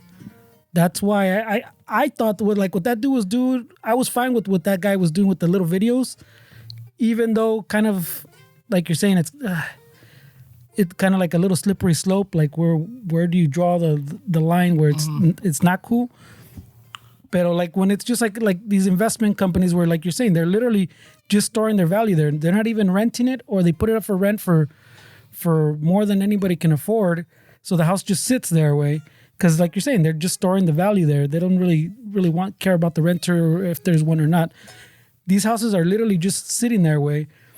And this is driving up the prices of all the houses around their way. So like in a sense, like yeah, you maybe I guess the hope is you get squatters there, and then they become a nuisance. That these big companies say, okay, this is not worth it anymore, and they put their money to a different financial instrument, and then these houses become available again. You know, I mean, I understand what you're saying, Wade, but it's the equivalent of saying like it's all right if people steal from Walmart because it's a big corporation. But the problem is that if we accept that, they're going to steal from mom and pop places as well. And that's when you start hurting people that are like, you know, when we think about business, where I know we get into a lot of these discussions in this podcast where we talk about business. When I talk about businesses, I'm not referring to like corporations. I see a lot of mom and pop businesses where I work, and I see the struggle. So when I refer to businesses, I'm not talking about corporations that are like public companies. What I refer to as a business is the mom and pop that you have a family business, and like these people, because they're business owners, they get wrapped in big corporations. And if I see the struggle of somebody that has their own business, and I see the effects of people seeing businesses as a corporation, I see the effects that it has on the small fucking mom and pop business owners, because they get wrapped into a business. Like, you're a business owner. You should have enough money to pay us. You should pay us this. Like, I'm seeing it now way. I literally, some guy that works at a machine shop is the other day he was fucking venting. Wait, why do I work at this machine shop when I could go to fucking McDonald's and make this much? And I'm like, wait, but you're learning a fucking skill. Wait, no, wait, pero es que el jefe. The problem right there is that the owner le gusta hablar mucho. And he just bought a property in Napa or some shit. And so he talks about it, way. Yeah. And so the employees hear him. Like, he's the kind of dude that, me da hueva ir, way, because you're going to sit fucking for an hour. And he's going to offer you fucking cocteles. He's going to offer you a soda. He's going to humble brag a lo pendejo. He's going to offer you all these little things. And then he's going to start showing you, mira, no, es que compré esto. Mira, no. He's excited about it, and I get it. But what that does is his employees that don't feel valued. And I would argue that he should pay them more if he values his employees and they're giving them the luxuries to fucking purchase properties, he should pay them more. Yeah. I agree with the employee. But I don't think the owner sees that him showing off properties and showing this and that, the little guys are like, wait, this dude no nos paga bien, o ya están ganando ya esto. We should be making more, which I agree that wages should go up according to like the cost of living. Pero sí, güey, now you're getting these disgruntled workers that are fucking... No, it's good, though, way. They should be disgruntled, way. Yeah. But I'm saying even the house is I would argue, is a little bit different, I would think, because, but you see, like a mom pop, like if I had like a real estate investment thing, which is something like my dad used to do. My dad couldn't if he would buy like property or a little fucking fourplex or something, he couldn't afford to have that duplex empty, way, or that house empty. He'd have to be renting it para que se esté pagando. That's not the case when you're a corporation. The corporation, like you said, is storing their money there regardless whether if it has a tenant, and those houses sit there for like fucking a year or a year and a half. Like they'll say like, okay, this is what we rent it at, pero no les apura, pues, as opposed to like a small business type investment. Like si yo estoy comprando properties as a small little business, I need to have them filled, pues. I need to fucking do whatever I'm gonna do, los voy a pintar or whatever, to flip it and rent it as soon as I can, or fucking sell it or whatever I'm gonna do with. The thing is más rápido, pues, as opposed to like we're saying, like this guy that's filming these properties, they're not sitting because a small business owns them. This is literally like an investment firm, a big ass corporation. So in real estate, I don't think it applies the same way as if we're okay with them stealing from Walmart, I agree that they're not gonna have any qualms about going and stealing from like some other store. It's not Walmart, but it's like a mom and pop, like you're saying, or just like a small business, pues. It's not a corporation. That one, yeah, I don't think so. But yeah, I think that the workers should be fucking But pissed también, too. Fernie, let's just say, for example, like, let's just say you bought a property. You just had enough to buy it. I'm like, okay, cool. Yeah. You know what? I'll buy it. I could afford to fucking sit on it for like, I don't know, 6 months while I get the money to rebuild it, right? And esos 6 months, while it's, while you purchase it and you're making investments or lo que sea to fix it up, fucking someone walks by with a camera, like, hey, check it out. Fucking the door's open. You can come in. Well, blah, blah, blah. the dude's doing his research. How long he'll tell you I how know, it's been on. But this guy's giving ideas to other people. Yeah, that's the point. but yeah. that's what I'm saying. And so somebody else walks by because they saw this dude's video, and they're like, oh, check it out. Oh, coincidentally, it's open. Whether he broke it or not, or someone else did, he goes in. Hey, it was unlocked. Yay, this is the address. This is the street. Anybody interested? Cáiganle. Yeah. And I would argue I don't know who's gonna let that, like you're saying, that small business. I don't. In real estate, you don't let it sit for 6 months if you're like a small business like that. Like you're saying, it's very unlikely.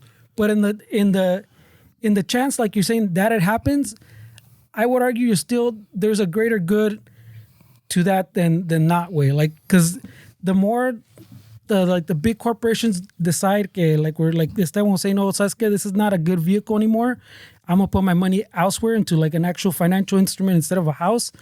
I think in the long run that works out better for people as the houses come down. So then once these houses come down, pues, like you're saying, the cost of living and those adjustments don't have to go as high, way, because now as these come down, this one can meet it in the middle, way. Yeah, I don't know if the juice is worth the squeeze, way, because I get what you're saying, but you're giving people a lot of credit, way, that they're just gonna stay honest and just fuck with people that own, like these corporations that own these properties. I don't think that that's the solution, way. Like I feel like you're opening up doors for. You talk like that because you don't have a property, way. If you own the property, you would have a different mindset, and that's the thing about right now, is that we talk about taxing the rich, we talk about raising taxes. We're really fucking up our I don't have kids, but we're messing up our kids' generation, because what happens when your kids grow up to an age where they want to invest, and all these laws that we're making to make investment more difficult for people, you're literally screwing kids that are going to fall into a system where we're already unrepresented as Latinos in business. We're not represented properly in certain financial aspects. So what happens when your kids age? Sorry, bro. Remember when he said that's not going to happen? Well, it's empty now. What happens when your kids age, end up in a point where they actually want to have a business and they actually want to not be a worker? So now us, a lot of people that are bitter of people that have money, we want these laws to change to basically make it hard for them. But we're making it hard for our children when they get to an age where they want to invest money and they want to do things that aren't working for somebody. We're creating these laws that's going to hurt them, and as it is, we're not represented properly. So when they get to the point, they're even going to make less money than the generation of business owners before them, because now we're going to have all these laws that are going to make it hard for them to operate a business. And I think that we have to be really careful and think about our kids, how they're gonna, what if they want to be investors? We're making all this shit up about fucking, like right now they're trying to raise the capital gains tax, and a lot of people are like, yeah, that's fine, perfect. But no, it's not, it's not, because it hurts a lot of small people, not just people that have money. Like things like that hurt a lot of people. It's not just. But I mean, everything that you mentioned right now in relation to the future, to the kids, is happening already now to the kids that came like after us, where like the next generation's already dealing with everything you said, and the laws were going in the opposite direction of what you're saying. Like they're in favor of investors and in favor of business, and everything you're saying has just been escalating. And the kids can't buy fucking houses anymore. We talked about the jobs aren't paying what they should. People can't get into them like investing as easy. It just everything that you're saying is going will happen is already in progress way. So like I don't know how I don't know enough to say what changes need to happen, but like the like investment wise, like you're saying, like investing, but like money wise, as like the rich being taxed more, yeah, you need to tax them more. And even if that means, okay, if my kid makes it and gets into that bracket, I'm fine with that. They should be taxed more. If my kid's making that, you're fine with that, but your kids are not going to be fine with that. I would hope that I brought up my kids enough to know that they should be fine with that as well. I mean, that would be my failure for them to think like that fucking main character type syndrome, to think that it's okay for them to have like fucking $500 billion way. So like I would think I failed from my perspective. But see, you're talking to the extremes way. See, rich is you're talking about people that own $5 billion. I'm talking about like what's your definition of rich way? People that make 500 billion. I mean, that's the. Well, I was going to extreme, yes. That's fucking BlackRock's. That's yes. Most of us, your kids aren't never gonna be BlackRock way. Well, that's what I'm saying. Why couldn't they? That's what we're arguing, that we're limiting them. I'm not trying. I'm saying if they get there, that was my point. If they get to those alturas, way like to the ultimate extreme alturas, I want them to be taxed, like I'm saying, more appropriately. And I would like that I would have brought them up enough to understand that that's the right thing. You have to be realistic, way. Like, well, I mean, you're not being realistic with the example you started with. Which is what? About we're going to affect our children's. If your kids wants to own a restaurant, they're paying people at McDonald's. If your kids want to start a restaurant, they're not going to afford to fucking pay a salary that McDonald's can afford with. Like you're already making it hard for your kids to fucking be entrepreneurs if you really want them to succeed. You're not giving them a chance to even to be into the conversation, to eventually you're saying they could be BlackRock, which I'm saying that, I mean, that's not I get, think big, but you have to be realistic. Okay, I mean, kids that come from where we're come, they're never going to be BlackRock. And you have to accept that. Like these are corporations that affect the world way. Like, I mean, we have to be realistic. Yeah, but that's what I'm saying. Okay, so even if you ground it down to your restaurant level, you're saying they're not going to be able to pay those wages, like McDonald's wages, then that exactly, that's part of the problem. Why does that wage have to be that much? Why is the cost of living so crazy? And it goes back to, I guess you can bring it, like we're talking about the homes. The homes fucking are out of control because there's so much investment in there. ¿Cómo te lo pongo? Like, you're saying essentially it should be okay, like we should leave like the businesses, that restaurant, to decide, okay, yeah, you can pay your worker $10 if you want, what you think it's worth. Kind of like you're saying, that guy that has his new house in Napa, yeah, so like he's paying what he thinks is worth, even though le sobran enough that he can pay them more, but he doesn't. So when you leave it in their hands, then yeah, most people will keep it to themselves. And it's not always just like super supreme greed. It's just kind of like a human thing. Okay, see, if I can get more for myself, I did all the work of building up this business. I deserve all this, like todos los sobras. It's already, the system's already flawed in that we're arguing that a person should not be getting paid enough to live off with. That the business owner should be the ultimate decider of how much I'm actually going to pay you with. Even if I can't even rent on that. even if I have to live with 3 other families, way, that none of that tells me, oh yeah, my kids van a tener más opportunities to advance. How are they even going to get to that restaurant if they can't pay their rent? I mean, it's not going to be easier for them. I mean, But that's what I'm saying. That we're already there where you're saying. That's what I'm saying. That but ya see, estamos allí. this is a sentiment that you always have, is that it's always been like that. And my point is, like, it shouldn't have to be like that. Yeah. Like, not because it's always been like that we have to live our lives where, like, hey, wait, it's history, right? It's always been like that. Let's just fucking... It hasn't always been like that. And that's You not just my said point. that it's always been like No, I'm that. saying I said it's been getting worse.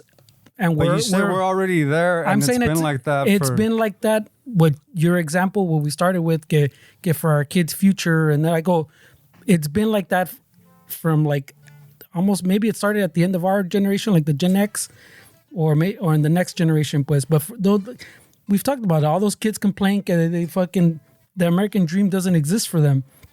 So all that stuff you're saying, I was saying that that's been happening. What you said, if we want our kids to have these opportunities and invest in businesses y todo este desmadre, even though whatever niveles you want, a restaurant or a BlackRock, all that is already ya está instilled way. I mean, I would argue that it's fucking the youth is crushing it more than the youth prior because of the internet. Like, there's a lot of kids that grow up seeing the benefit of having the internet. I would argue that there's even more opportunity to fucking crush it now than there ever was with the internet. I mean, you're not factoring that part where is the internet hasn't been around for when we were fucking young kids. We didn't have the internet. We had it.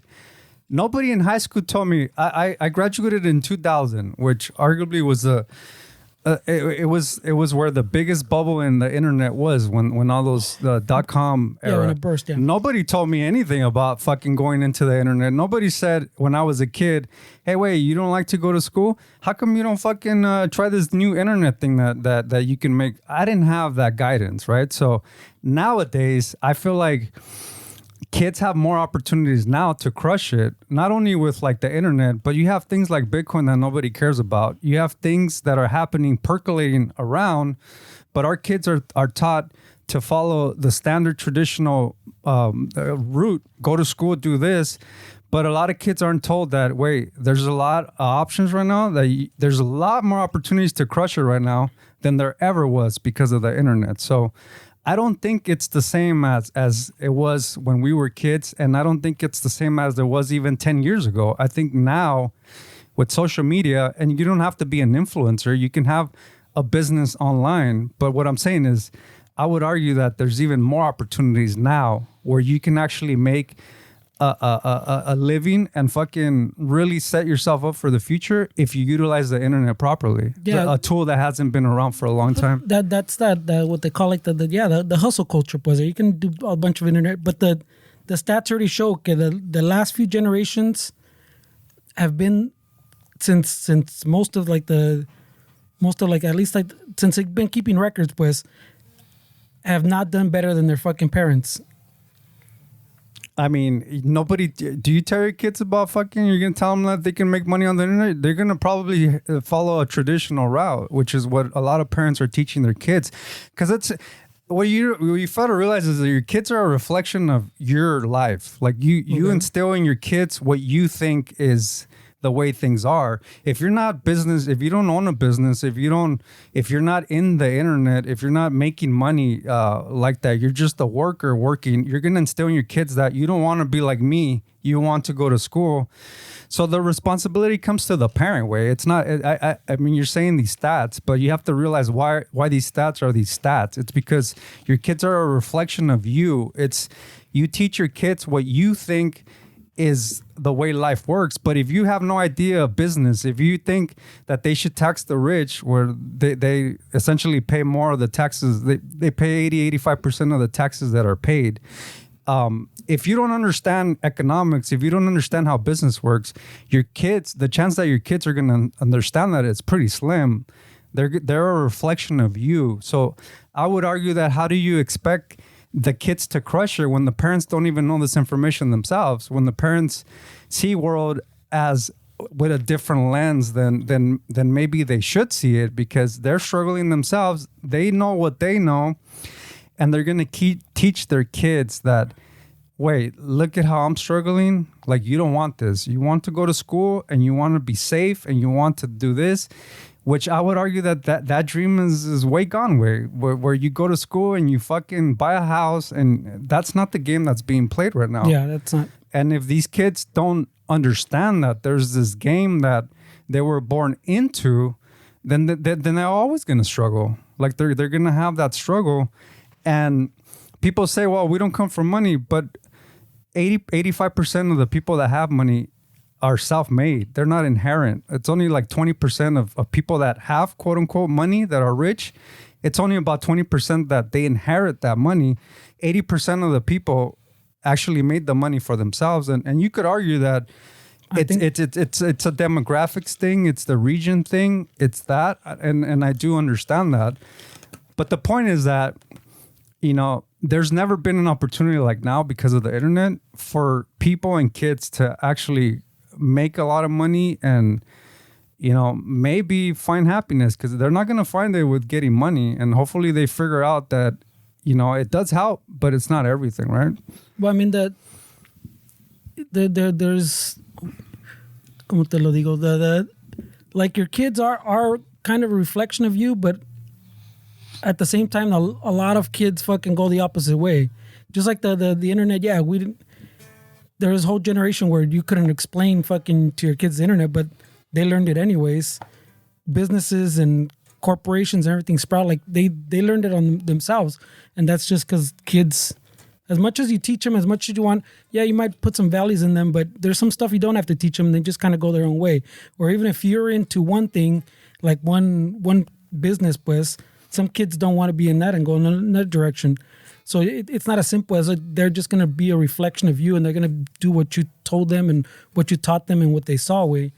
No, sometimes they find their own way. And I would argue a lot of times they find their own. They do find their own way, but they keep the message that you teach them. If you teach them that they're fucked, or you teach them that they have to struggle and that the system's against them, they're going to live their whole life thinking that the system is against them. Yeah, but we've all heard the stories of like people can make it, that was their motivation.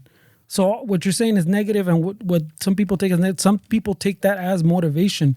I was so poor that fucking I fucking pushed this hard, or I have this fucking much trauma of my dad. Okay, I use this as motivation to fucking do this. So that works both ways. It's not an absolute.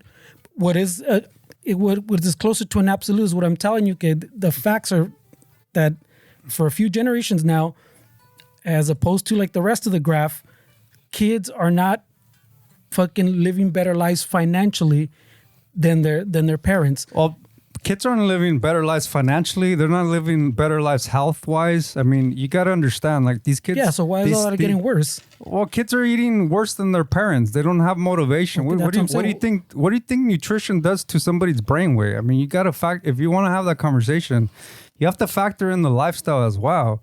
Like... But that's what I'm saying. But it's a big circle.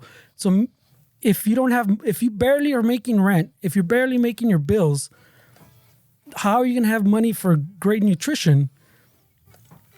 Well, it starts with parents' way. Everything starts with the parent. I mean, that's just the reality of things. That's where I'm arguing that you're right. There's a big chunk that starts with the parents. Obviously, it starts with the parents. That's where you start your life. But at the end of the day, that's not the biggest chunk.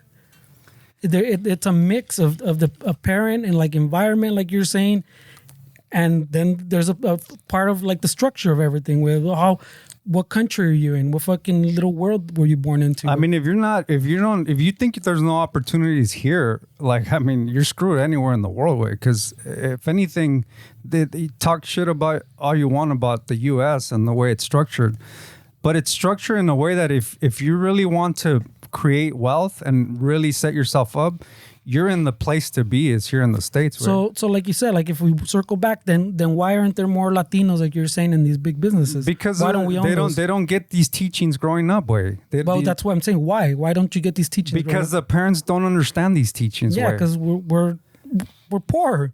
Okay, you're poor. I'm poor. I came from poor fucking neighborhoods. I probably came from a more poor neighborhood than you did. Yeah, but that's what I'm saying. Okay, so well, how is this information presented to me? Where it's I'm no different than fucking somebody that comes from where I'm at. I'm no better. I'm not trying to say that I'm better than fucking people that come from these neighborhoods. I came from these fucking neighborhoods. Yeah. Okay, so your excuse is that I shouldn't even have the information that I have based on where I came from, because I'm judged by my surroundings. I'm judged by my neighborhood. I came from an alcoholic father. My mom barely fucking made it work. So if somebody that was unmotivated and a fucking idiot growing up if I was able to figure that out and obviously I get judged by what I don't have. Like if I had a fucking huge house, if I had a fucking fancy car, people would take this information a lot more differently than but I don't show off what I have. I don't talk about what I have, but the information is available for anybody that wants it. The thing that I have an issue with the teaching people that there's no chance and that's where I have an issue is that there is a chance it doesn't matter where the fuck you came from. It doesn't matter what parents you had. There's a chance for you to make it and for you to figure it out.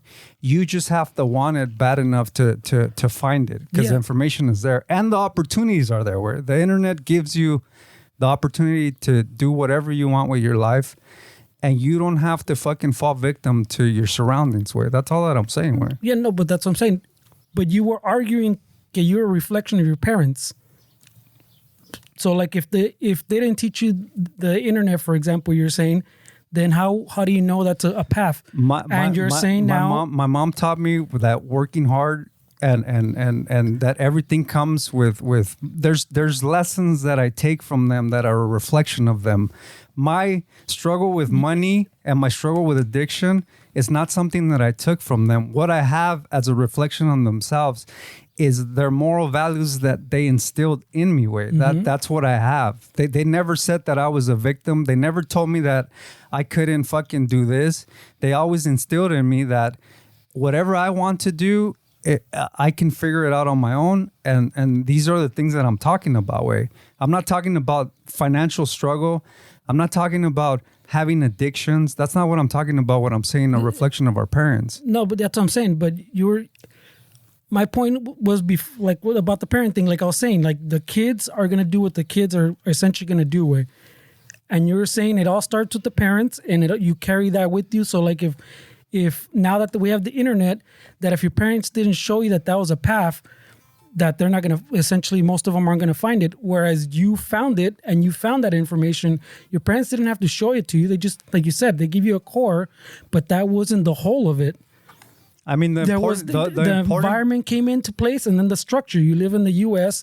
where you had internet So there was a whole bunch of pieces that came together. It wasn't just whatever the parent thing was. The parent could have been a driving force, but it wasn't the whole. This is where ignorance was important, because the less that my parents knew was more beneficial for me. We have a lot of parents right now that are jaded. They're struggling financially. I didn't see the struggle that I saw with my parents was not that my mom instilled in me that the system is fucked.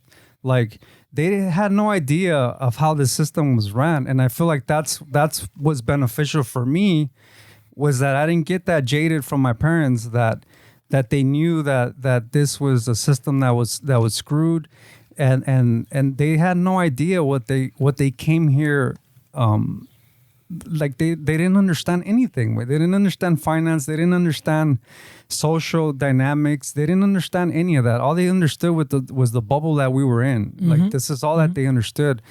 And I would argue that kids don't have that anymore as a whole, because there's a lot of parents that are jaded. There's a lot of parents that are struggling, and there's a lot of parents that don't keep their problems to themselves, and the kids are exposed to everything that parents are going through. And I feel like that hurts kids in the long run, because you're basically taking their power away from them and telling them that basically they're screwed. Like you're into the system that you're screwed, right? So the more information you know, the more hurtful you are for your kids' future, because they're gonna have that instilled in them, and it doesn't help. The nutrition and all that shit doesn't help either way. I mean, but like again, like the nutrition, I think that, like you're so like I don't know how como ponerle the. Well, I guess the nutrition doesn't matter, but that's what I'm saying. Like the parent thing is a start. Same like you don't doesn't matter how. Like I was saying about like my kids in the future, and you're saying they're not gonna make it to that BlackRock thing because there's no way they're not gonna get that from me, pues, because I wasn't there. They didn't experience that. They didn't have that start, and I'm saying I don't need to give them that. They might grow to that on their own. So like they can get to an extreme, or they can get to a restaurant or to a BlackRock. But essentially, that's going to be their pathway. Like you're saying, I give them a core. And even if I tell them the system is rigged against you, if I teach them to work within that system, or if I teach them like a set of core values, like you're saying you got way, where isn't just like negative, where it's just like you're fucked. That obviously that's not good, but some people fucking run with that too. You just instill those core values, and you hope that they do something with it, like you're saying, like you did, where you go off and you find your own path and you make it to whatever it is, a restaurant or Bitcoin or fucking a BlackRock or real estate, whatever it is, way. But you hope they do better than you. That's not happening anymore, way. And it's impossible to say, okay, it's because all the parents are being, like you're saying, being negative and fucking telling their kids everything's going against them and the fucking system's fucked. It can't, all the parents can't be like that to for that graph to take that fucking dip.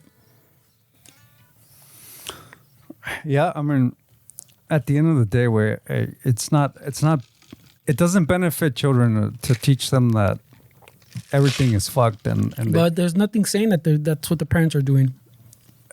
I'm not saying that's what they're doing, where, but what I am saying is that there's a lot of unmotivated parents raising kids, and they wonder why kids are unmotivated. Where this is, I mean, I don't know how you can argue with that. Way, I mean, there's a lot of unmotivated parents raising kids that are essentially unmotivated themselves. Way, and I would argue, like personally, my argument is it goes back again in the circle way that parent now, as opposed to their parent, is barely making rent, is barely making their bills, is barely making fucking whatever payments they got to make, is barely fucking putting food on the table. So yeah, están amargados.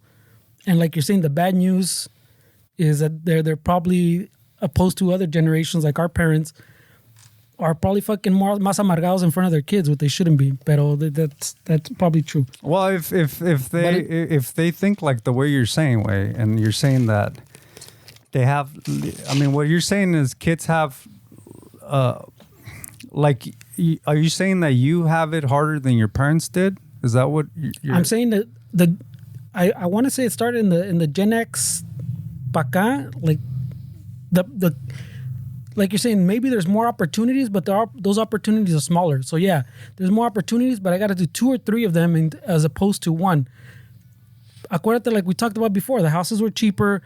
The household, like the dad fucking worked and paid for everything. Wait, tenías house, tenías casa, tenías carro, ibas on trips. One income. I'm not saying it needs to go back to that, but now people on 2 incomes can't. You need 3 incomes with 2 people, or you need, like you're saying, you need your jale and you need an internet jale. Okay. Yeah, no, I mean, I get what you're saying, way, but something that people don't factor in, way, when you have these kind of conversations is, my mom didn't have a car payment, way. There was no car payment in the household. There was no Netflix. There was no Uber Eats. There was no, all these luxuries that we have now. We're not factoring that extra expense that our parents didn't have, way. Mm-hmm. And that adds up.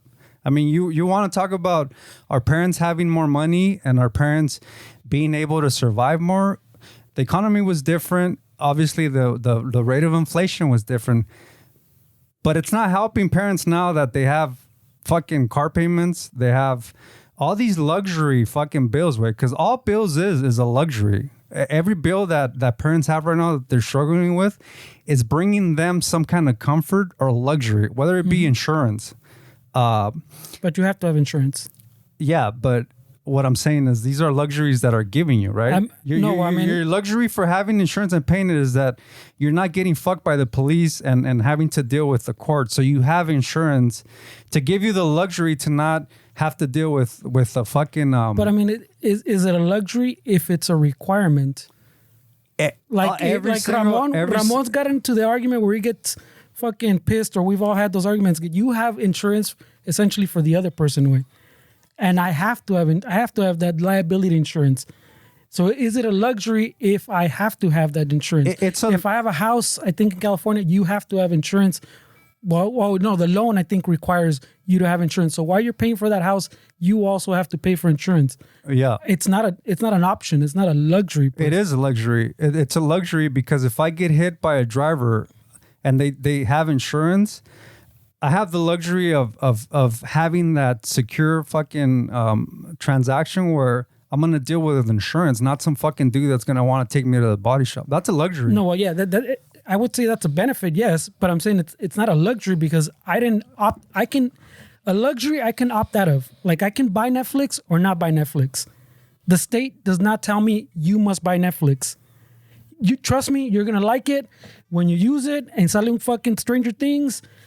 Trust me, te va a gustar. It's a luxury because I don't want to waste my time dealing with somebody that doesn't have insurance. So to me, having my time to let the insurance deal with it is a luxury. Time is a luxury. Yes, so, I agree. So if I have to pay insurance and the person is required to have insurance, that is a luxury for me because my time is valuable that I don't want to spend time fucking hassling this person, dealing with shitty body shops. Yeah. So every single bill that we have is a fucking luxury way. There is no bill that's we make it into a fucking, oh God, I gotta pay bills. But if you really analyze your bills, every single bill is a luxury. Rent is a luxury. You have a roof that I'm not arguing if it's expensive or not. I'm saying it's a luxury to have a roof. It's a luxury to have a place, whether it's big or small. It's a luxury to have a place where you can lay your head. And if it's raining, you're not fucking, there's water not coming in. Netflix is a luxury. Internet is a luxury. Car payment is a luxury. Every single bill across the board is a fucking luxury. And if we want to talk about our parents having more money, we need to start scaling back. If we want to compare ourselves to them, then we need to live like them. There's no fucking Netflix when my mom was fucking growing up. There's no fucking this. There's no fucking that. And I'm not saying that you have to permanently live your life like that. But what I am saying is that people would be surprised if they start cutting back on shit, how much extra money all of a sudden pops up in your account. I mean, I don't know how people manage their finances or when's the last time they really looked at their statement to see where money's going. The subscriptions add up. But sure. I can guarantee you that with eating out, subscriptions, all that shit, people would be shocked at how much money extra would have. So the unhoused have a lot of money? I'm not talking about that. Yeah, You're going to the extreme. No, because I'm listening because you're, and not because I'm going back and forth, and sometimes I opt out on this just because it does. I don't want to seem like I'm siding with Fernie or I'm siding with you or anything like that. But as what you're explaining, like I get I get what Fernie's saying as far as it's a necessity to have insurance, whether in your vehicle or on your home. Now, if you have insurance on yourself, on your cell phone, that might be a luxury because, the convenience of it getting replaced or whatever it is. But you're saying paying rent or paying a mortgage is a luxury. Well, no, I think that's a necessity because, you need somewhere to be protected from the elements to not get rained on or anything. And you have to have this because you need an address. I mean, if you're working or if you need something, you need to have this, established because that's what's required. Pero también is like if you didn't have to pay for all of this, if you didn't have to pay for rent, a car, Netflix or Uber Eats or lo que sea, then you'd be surprised how much money you have. So that's what I'm saying. So wait a minute, are the unhoused people that don't have these luxuries as far as a home, a car, or bills or anything like that? Do they have the money? They have money. I mean, if you really analyze how much money drug addicts spend a day, I mean, you'll be surprised how much of the money goes into drugs. I mean, these people are spending $200, $300 a day on drugs. So but you'd also be surprised how many are not druggies. For sure. But now you guys went to the extreme. Like now we're talking about people that don't have homes. I mean, that's a yeah, but no, I mean, I'm basing it as far as like you. I never said anything about people that don't have homes. No, but he's saying if those are people essentially that don't have the bills and the luxuries like you're saying, but they still don't have the money. Yeah. It's kind of what's funny, which is it is kind of extreme, but I get what you're saying. Like if you're saying all these bills are essentially optional for you to have the luxury of like running water or like the shelter, like technically you don't have to pay for them, way. Then the people that are unhoused should be banking like a bunch of money away. Like if it's a choice and they decided not to have a house, they should have a bunch of money in the bank. Well, I mean, if you ship that mindset where bills are stressful, if you ship that mindset to think that it's a luxury, it'll change your perspective. Way like you're not bitching about fucking bills because they're bringing you some sort of comfort. Is what I'm saying. It's my argument. Comfort, yeah. It's not. It's not saying like, oh my God. What I'm trying to say is instead of fucking bitching about your bills, see them as a luxury that they're bringing you some sort of comfort, and that can ease your mind a little bit more and not be so stressed about it and figure out a way to get out of it. Way like that's what I mean when I say it's a luxury. Yeah, that makes more sense. Yeah, that's a better way to put it. Yeah, it's a comfort, pues, not so much. It doesn't help anybody to stress over bills. But it doesn't help anybody to stress. But when you compare it to like you're saying, like your mom and like your apartment, like you compare the price that she paid, like even adjusted for inflation, what they paid for rent, or like what my parents paid for rent.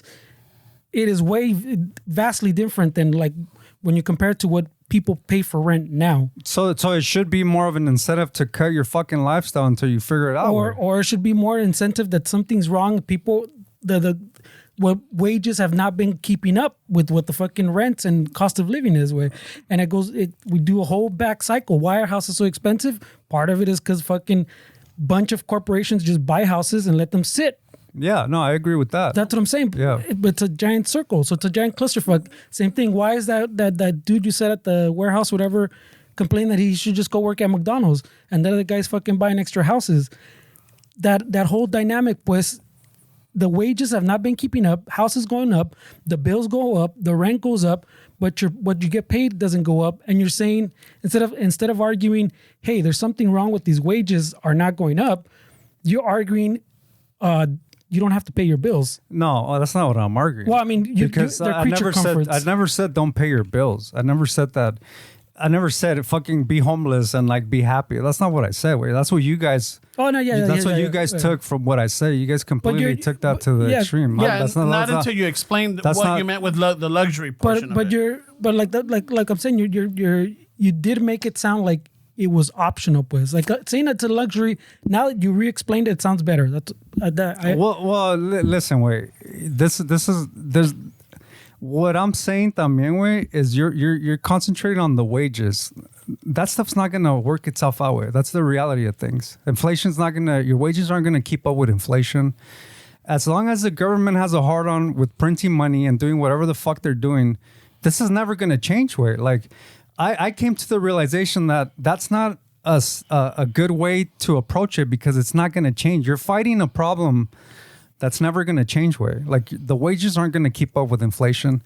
That is never going to change. Way and then this is what people focus on, thinking that it has to change. That's never going to change. Way so what I'm saying is there's no reason to fucking dwell on that because the reality is that it's never going to change. Way you're gonna live your whole life waiting for it to change. Waiting for your wages to come up with inflation. You're gonna wait your whole life to somehow let the government figure out how to lower home prices, how to create laws. My argument is that angle, you're gonna be like that forever, right? But appreciating what you have now and try to change that negative mindset in bitching about your bills, that you can change. That's a reality that you can actually change. You're like, you're putting your eggs in the basket that I feel is not, it's never going to change. Way like that's but just the reality of things. I don't think it has to be one or the other. I think you're right, and to say that if you shift that mindset, it probably helps. It sounds like it should help. Way. But I don't think it has to be exclusive. Way like I don't think it has to be one or the other because the core of the problem still is other things. Way. But so the wages are never going to keep up with inflation. Way that's just not going to happen. But because people keep saying it's not going to happen. It's not going to happen. Way there's too much fucking money in keeping people where they're at. It's never going to happen. Way that's not something that we're going to see in our lifetime. That's not anything your kids are going to see in their lifetime. That's not anything their kids are going to see in their lifetime. But we're seeing the wages go up now. Like they're not keeping up, but they're going up now. But that doesn't mean anything because the prices of everything goes up with it. It's what you're asking for is the wages to go up and everything to stay the same. That's never going to happen. No, but ¿cómo te lo explico? There comes a point where it never gets to like an actual balance, like you're saying, where they're on the same playing field. One's always lower, one's always higher, right? But that changed decades ago, pues, where the disbalance got out of control. And the disbalance is still out of control, but at least now the wages have been going up and the prices have been going up a little bit too, but not at, ¿cómo te lo explico? Like not as drastically, pues. Like the balance is actually getting like slightly better. Way. I don't think so. Way inflation has but when you talk inflation, you talk about the printing money. The printing money is not even the biggest. I'm not talking about printing money. I'm talking about the cost of goods. That inflation rate is going up every fucking year, and it's not slowing down. The inflation rate that you're talking about of the cost of goods, it was like I was telling you last time. There's an index where they do keep track of it. And it was going down for the longest time. In the last maybe 2 quarters, I think it went up like a quarter of a point. Listen, bro. Everybody lives their life the way they want to, and I respect your position and I respect people wanting change, but I'm just saying that it's not going to happen. Way like that's it. You can say it's my opinion. That's fine. You can go with that. That's fine. But I do wish you luck, way, and I wish people luck that they want the system to somehow accommodate the little person. And I hope I'm wrong, way, but I don't know, way. I feel like you can spend your whole life waiting for that moment where. Well, that's what I'm saying. I don't think it has to be like exclusive, pues. I think you can try to change that while you change yourself, pues. Like while you change your perspective, like you're saying, you try to get ahead of that way. Like you don't have to wait for that to happen, but you should also want that to happen and aim for that to happen. And that essentially, because that one essentially goes back to what you're saying, like your kids. I want my kids to live in a world where it has more balance in that sense. So I can change my perspective, like you're saying, to think of bills as luxuries and more positive, and try to get ahead of, okay, this is fucked up, but I should find a way to fucking get ahead of the game type of shit. But it still doesn't mean I don't have to try to change the other thing I think is bad. I don't think that they're separate, pues, or have to be one or the other. Yeah, I mean, it's your opinion, way, but sure. It's all the same thing, way. And I feel like people want to live lives. They're not going to get the lives that they want chasing a paycheck, way, and this is the problem, is that we're not in that economy anymore, way. Like if you're chasing a paycheck, you're not going to have these luxuries that you think you want. Like you're going to have to figure out a way to get out of that 9 to 5 or we're talking about it in the California sense, but you can still live more comfortable in other places. I mean, it's just really expensive here. Yeah, the cost of living. And so I want to also address that this rant is about California. I mean, you still have the option to go to somewhere else, and yeah, you can argue that cost of living adjusts itself, but you can have a different lifestyle in another state. That's for sure. Let's go to Iowa. I mean, that's the thing that's the beautiful thing about the states, is that it seems like every fucking state is their own little country. I mean, they don't have that luxury in fucking another country. But here, if we don't like the way something's going, we have the option to go somewhere else. I mean, yeah.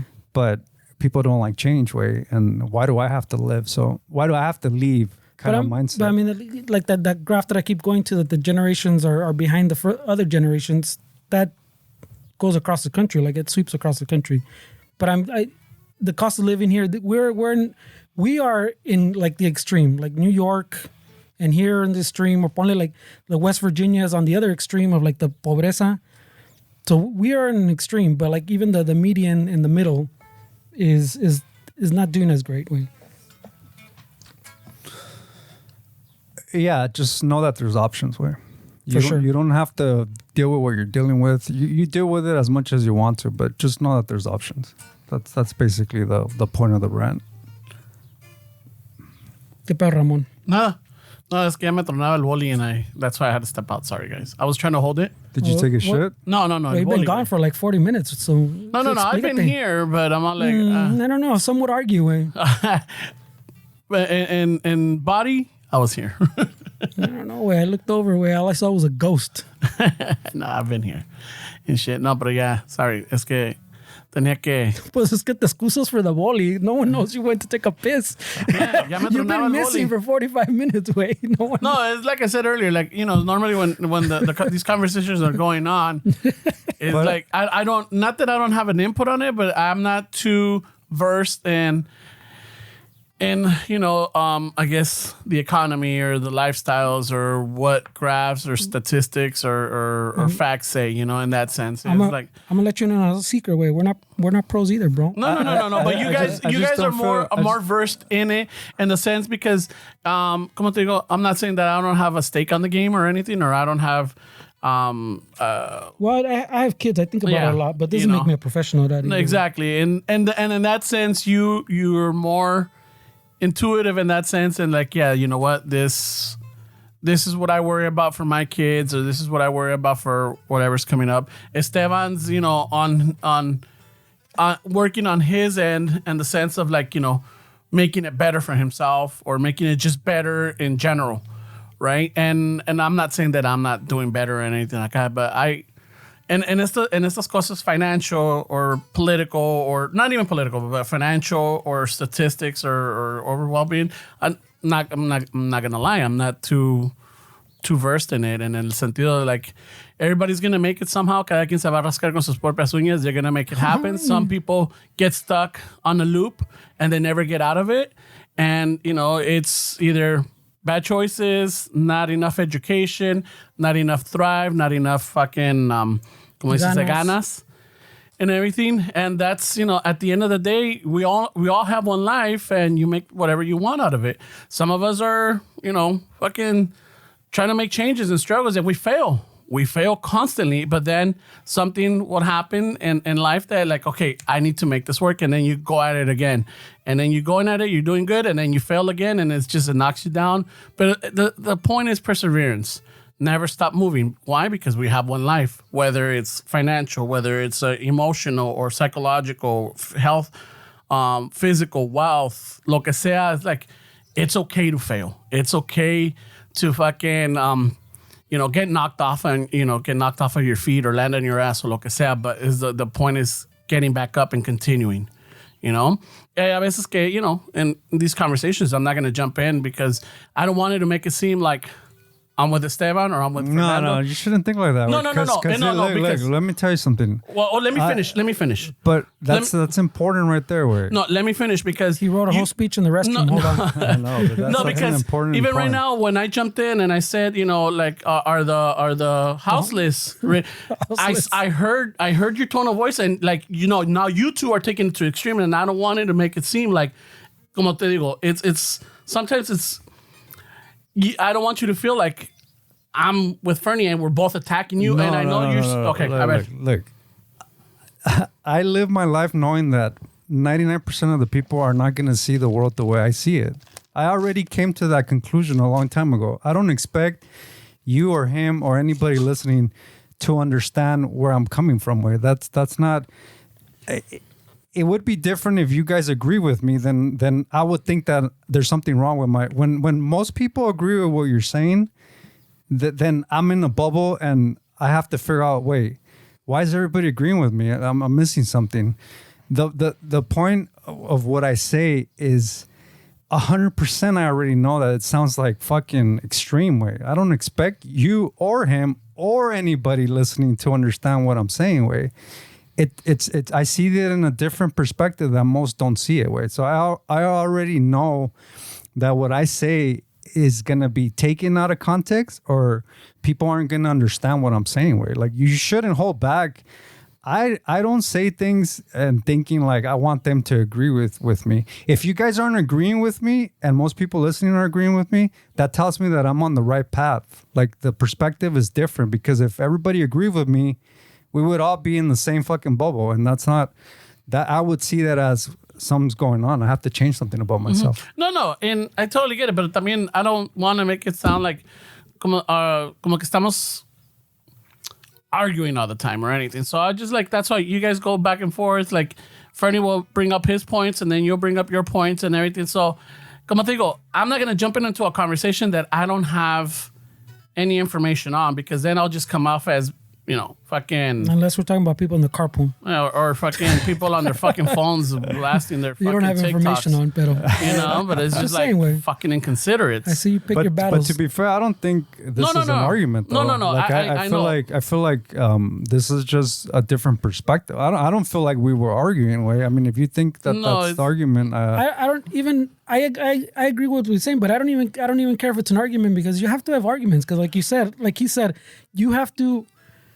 Like if everybody's agreeing with you, there's a problem. And if everybody's disagreeing with you, I think there's a problem. But you yourself have to figure out, if you don't have those arguments, but you can't figure out, I didn't think about it that way. Or maybe this perspective is wrong. Because everybody, like you're saying, everybody's agreeing with you. You're in a circle jerk. Something's wrong. And my point is not for you guys to agree with me. I just hope that you guys understand why I'm saying what I'm saying. I mean, that's the point. Is I'm not trying to convince people to actually now say, "Oh, this guy's fucking." These are luxuries.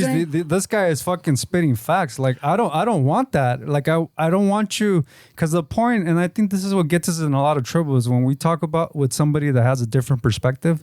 People think that as their point is to make them think the way they're thinking, and my point is not like that. I just hope that you understand that you don't have to agree with me. You just have to understand. Okay, I get why he's saying that.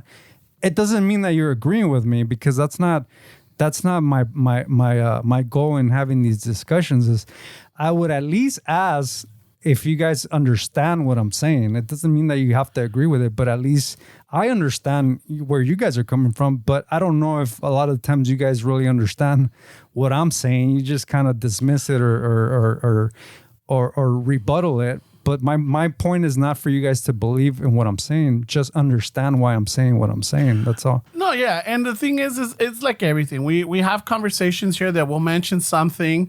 Like, for example, if I say something and 2 months later I say something that's contradictory, and to that, it comes back at me. But whoa, Ramon, but wait a minute. A few episodes ago, you said this, and this is where you were at. Like, oh, yeah, but that's not what I mean. And I go with this. So sometimes... you'll say some things and I'm all like, hey, wait a minute, that kind of contradicts what he said or what he was saying. And I'm all like, but I'm not going to jump on it, because then it's going to get into like, not that I'm attacking, but because I'm all like, hey, wait a minute, but Esteban. You've got too many worries in your head, Wayne. Or like, hey, ¿sabes qué, Fernando? No, so that's why sometimes I'm just like, okay, I'll back off and I'll let you guys go at it, because that way, the dynamic between you, both of you have, I'm not going to say that I don't have a stake in the game. I do. But as far as I don't have any little kids in my house, I'm not going to say that. No, hold on. And I'm not saying that like I'm. Oh, sorry. Yeah, I'm not like, in a complete fucking struggling in life, or like, fuck, no, I don't got 2 nickels to rub with. I'm in a place in my life to right now, thank God, I've gone down and I come back up. I go down and I come back up, where I, in a way, have my future kind of like, I'm kind of preparing for whatever it is. I want to retire. I want to have a good time. Pero también that's not going to be guaranteed. It's not going to be guaranteed. Pero en el sentido, like, también no estoy... But Ramon, you're saying you guys have perspectives. You also have a perspective. Wait. Oh, my perspectives change. No, but that's what I'm saying. All our perspectives change. Yeah. But like you're saying, oh, well, this guy has kids. This guy has is this. You're saying, yeah, we have perspectives. You also have a perspective. Yeah, and some of my perspectives may not coincide with yours. Because that's perfect. It's just like I could jump in, and I could say something, and it's just gonna either. I don't want Esteban to think that I'm like not taking him seriously, and I don't want to jump in and say like, "Hey, your perspectives are not valid for me," whatever. I'm telling you, I already know that you guys aren't gonna agree. I know that you're gonna side with him. I know most people are gonna side with what you guys say. That's not why I'm having these conversations. I'm having these conversations because, like Fernando said, it's important to talk about things that are difficult sometimes, especially things you disagree on. Yeah, dude, like this is healthy. Why would no? No, and I'm not saying that it's unhealthy. I just like, in my perspective, I won't jump in. That's all I'm saying, because para mí it's like, not that it doesn't matter or anything, but it's just like, these conversations, they're deep, they're good, they're helpful, they'll fucking incite something, they'll spark a light in somebody's fucking life. They're like, oh shit, you know what? Fucking Fernando said this. Oh, that was interesting. Oh, fuck, Esteban said this. You know what? Maybe I should look into that. Lo que sea, my mentality is totally different from you guys. I'll make a stance on something different. And, like you will say, Ramon, but why do you worry about that? That doesn't matter. Well, to me, it does, To me, it does. To me, it does in my world. And maybe. So you don't want that too? No. But that's what we're saying. You need someone to push back on your things. Just like I need someone to push back on mine. And like he's saying, he needs someone to push back on his. So us giving you shit, you should kind of like, he says, you got to flip it way and kind of take it as, okay, wait, why is he able to throw that back on me? Okay, let me think this through. Oh no, I still believe this or I still don't. Oh yeah. But then you get some like feedback. I'm not good at argumenting. I'm not good, not argumenting. I'm not good in like going back and forth is like, if I'm not getting my point across, maybe I'm not explaining myself. So at that moment, I'm like, I'm just going to stop before I go any deeper or I'm not getting his point and I'm not going to continue questioning it or bringing it up because you know what? Maybe right now I'm not in the state of mind to understand where he's coming from or where you're coming from. So sometimes for me it's just easier just to like listen back and forth. It might take me a day, a week, a month, or whatever. I'm like, oh, okay. Now I kind of see where they're at. I kind of see their perspectives. But in este momento, I don't want to say things that I fucking come off as asinine or like fucking just that makes content, bro. I just feel like you need to stop thinking about yourself, bro. Oh yeah, think about others then. Well, if I thought about myself, I wouldn't have these conversations. The reason that I'm speaking is because maybe somebody out there, like you're holding back because you're thinking about yourself, but you're not realizing that your input is probably going to resonate with somebody, and that's probably the questions that they have while we're fucking discussing. So that's what I'm saying. Stop thinking about yourself, or stop thinking también within this. Just stop thinking. No, I'm saying like he's saying, stop thinking it's just here, pues. Like he's saying, you might be speaking to someone you don't even know you're speaking to, and then so you might be arguing to Esteban or you're arguing about my point. But you might be arguing someone else's point of view that they're like, hey, why isn't they seeing this? Yeah. Oh, Ramon's saying that now. Exactly. Yeah, homie, that's what I'm saying. Yeah, so you're thinking about here when you should just let go of that. It's bigger than that. Like I wouldn't say anything if I was thinking about myself. I don't care about convincing people. I would just fucking not say anything in a podcast for 2 hours. Right? The reason that I say something is because I'm not thinking about myself. I'm thinking about the person listening. Like I don't care to have these conversations. I only have them because who knows who's out there, way, right? And we can't really think about ourselves at that point. I mean, we're doing a podcast, way. Yeah, we're doing content, way. So that's exactly, I think, what we're saying, way. You're making content, way. Why tell a story about the fucking McDonald's, way? I mean, I was there. Why are you telling me the story about McDonald's? This is what I'm saying, because in those instances, you're speaking like to an audience, and in this instance, you're like, no, I don't want to talk to Esteban or Fernando like that. So you gotta kind of like I'm also thinking about the listeners because some of them, like, okay, we're going back to this, like, oh, okay, or like, oh, they're here they go again. Maybe there's a split. There's a split. There's definitely a split. So at this point, I'm all like, you know what? They got it handled. And at this point, if I have something to say, like I jumped in earlier only because I'm all like, I am listening to what you guys are saying, even though you say like I doze off or I'm like, fucking ghosting or shut down. No, I'm listening to what's going on, but until I needed some clarification on something, or I'm like, I'm not too sure thinking about his bills. Then I jump in, and I'll do that, and I'll jump in. I'm like, and I'll ask for clarification. Hey, so this is what I'm hearing. Is this what you mean? And then you either reply, either one of you will reply or whatever, and we'll go from there. And then once that gets clarified, I'm like, well, once I get the you get to explain yourself, and I'm like, oh, okay. All right. Go back into hibernation chamber. No, not hibernation, but I'm just listening. But you know what? Going back to your point that you said is a person that doesn't have a home, like a houseless, or what do they call them? Is that you said it? Is that person happy? Right? Is that what you asked? No. Because you're talking about luxuries, right? Like paying for insurance is a luxury, paying for rent or a mortgage is a luxury. So then I'm like, oh, wait a minute. How is that luxury? It's like and And this point, I will agree. I'm like, it's a necessity. You need a home.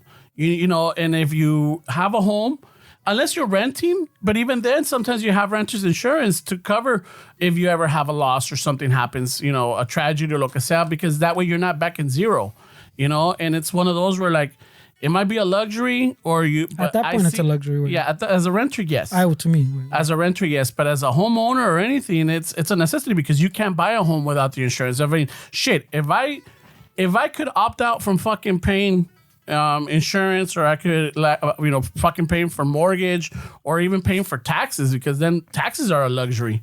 You know why? Yeah, maybe they are a luxury because why? We might have some roads, we might have some programs, or these taxes take care of this, or salaries for other departments. Those, yeah. But at the same time, I'm like, you know what? Fucking my compa Esteban says it's a luxury. I'm not gonna fucking pay for it. The luxury that your compa is talking about is that you're out of jail and you're living your life paying your taxes. Like, okay, that's the luxury. But I understand. But hey, you know what? You had not broken that down. You throw sometimes the statements.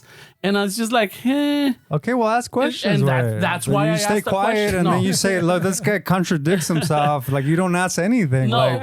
The luxury in paying your taxes is, guess what, bro? You're out of jail, Exactly.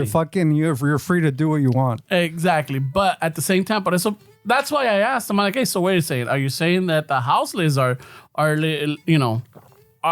have the money or have the financial stability to fucking move forward because they're not have to pay for these necessities? A kid, I would argue that a kid that's without fucking shoes, running around in Mexico with dirt, eating frijoles, I would argue that kid is happier having the basic necessities met than a kid here with all the different distractions that we have. I would argue that a kid in those countries, Latin America, you name it, that those kids are happier not having the desire to want more than what they have currently in front of them. I would argue that they're happier than... There's a lot of... Because up to an age, I think you don't know any better way. So whether you have nothing or you have a lot of stuff, I think those kids, I would almost say are equally as happy way. But when they start getting the necessity to want more than what they have, that's when they start having the negative emotion. But I mean, but they don't they don't even have a concept of money for most of the when they're kids way. Like I don't know, I would say maybe 5, 6. I would even say like from 4 down, pues, like to keep it a little more basic, from 4 down. I think if they had nothing or if they had everything, to them, they're almost equally as happy as long as they're not. But I think other things being the same. They're not being abused. Nothing. But I didn't say they had nothing. Way like you're saying they have nothing. No, but I'm saying you're saying they have no shoes. No shoes. But that doesn't mean they have nothing. Way they have everything that they need. Way. But that's what I'm saying. That's what they know. So like ponle, like I said, like from 4 up to like 4, pues that kid that has everything they need, as opposed to the one that has everything they don't need, would be, I would argue, equally as happy. Way. Just because they know no better, no different way. They don't know that kid without material things exist. And the kid without the material things doesn't know the kid with material things exist. But the problem is that the parents, like what you're saying, your point is that the kid here that doesn't have anything, the problem is that they have the parent that knows that there's a void missing and that's telling them, they're around that surrounding, and the kid in these parts of the country, their parents, that's all that they know, where they're not telling them that they need something else, where they're instilling in them that this is the way we live. So I would argue that it's not the same because they don't have that parent telling them that they need something. The negative thing in your life comes when you need something that you don't have. If you don't know that you don't have it, that's what I would argue is true happiness. Wait a minute, wouldn't it be better a statement if you want something that you don't need? What? These kids don't even have the want to have something that they don't know any different way. This is what they know. Mm-hmm. And the kids here, they want something different. They start getting to an age where every single negative emotion that we have is because we want something that we don't have. Way. If we get rid of that, that's when you can actually be happy. Way that desire to want what you don't have is what gets us in trouble. So I would argue these kids that are humble, that don't have these needs. They don't see that there's a void because this is all that they know. And their parents, that's all that they know as well. I would argue that you're happier the less you think you want than being in a country like the U.S. where you want more of what you don't have. Way. So that says, to tie it into your point about the people that are houseless. Yeah, they don't have things, but they do have desires to want what they don't have. And that's eliminated in a country where that's all that you know. There's no desire to have, you don't know any different way. This is what life is, and you enjoy it, and you run around without shoes, and you eat fruit from the fucking tree, and you can say, well, that's not life way. But who are we to judge them? No. I wouldn't even say that. There's a lot of people that would. Way. No, I understand. But like, you know, the other day, El compa Jericky sent me a video of a kid and his dad setting. I think the dad was at work in a construction site or whatever, but in Mexico. Y el niño como que le trae el lunch y los dos se sientan y el papá le está haciendo taquitos de frijoles and they're fucking right there, just both of them eating, and you could see like, fuck, that looks fucking delicious. That is a good fucking meal. And I started, you know, I think I told el compa, I'm like, you know what? Best fucking meal ever. Like those eating en el pinche no table, fucking something simple are the best fucking meals that I've had. You know, I'm not saying that, you know, I didn't enjoy the fucking, you know, fucking going to, I don't know, an expensive restaurant and having a delicious meal. No, because of that. But some of the best ones are like the simple ones, you know, where like you're with someone that you love or someone that you admire, someone that, you know, that means the world to you, and then breaking bread with them, you know, and then just them breaking tortillas, dog. I know. But ¿Qué pasó, güey? Esta raza. No, I know, but that's the term, you know, just in general and just worldwide, saying. Breaking bread. You know, just those are like the best fucking meals. I mean, sometimes the simplest things are what makes life. And yeah, there's some things that we don't need. We don't need to spend $100 for a meal. You know, all you need unos pinches frijolitos, unas tortillas, or a little chile or whatever. Fuck. Ay, wait, keep adding things. They just had frijoles and a tortilla. You told me. I mean, I know, right? Fucking privilege right away. Right away, the salsita and the fucking. He's like tortillas, fucking. The Fanta or the Coca. Yeah, they had a coquita there. Yeah, they had like the coquitas. You know, that I think you can see the non-GMO corn tortillas. You know, but that's the point. You know, like organic. And some of the best childhood moments are just, you know, growing up playing with, you know, in la tierra, fucking with your pet or your cousins or whatever it is, just enjoying life. You know, but siempre está ese cabrón que tiene fucking primos or something del norte y le traen el juguete, and then it's like, hey, wait a minute. Hey, Dad, can I get that? Or hey, Mom, can I get that? Like, we can't afford it.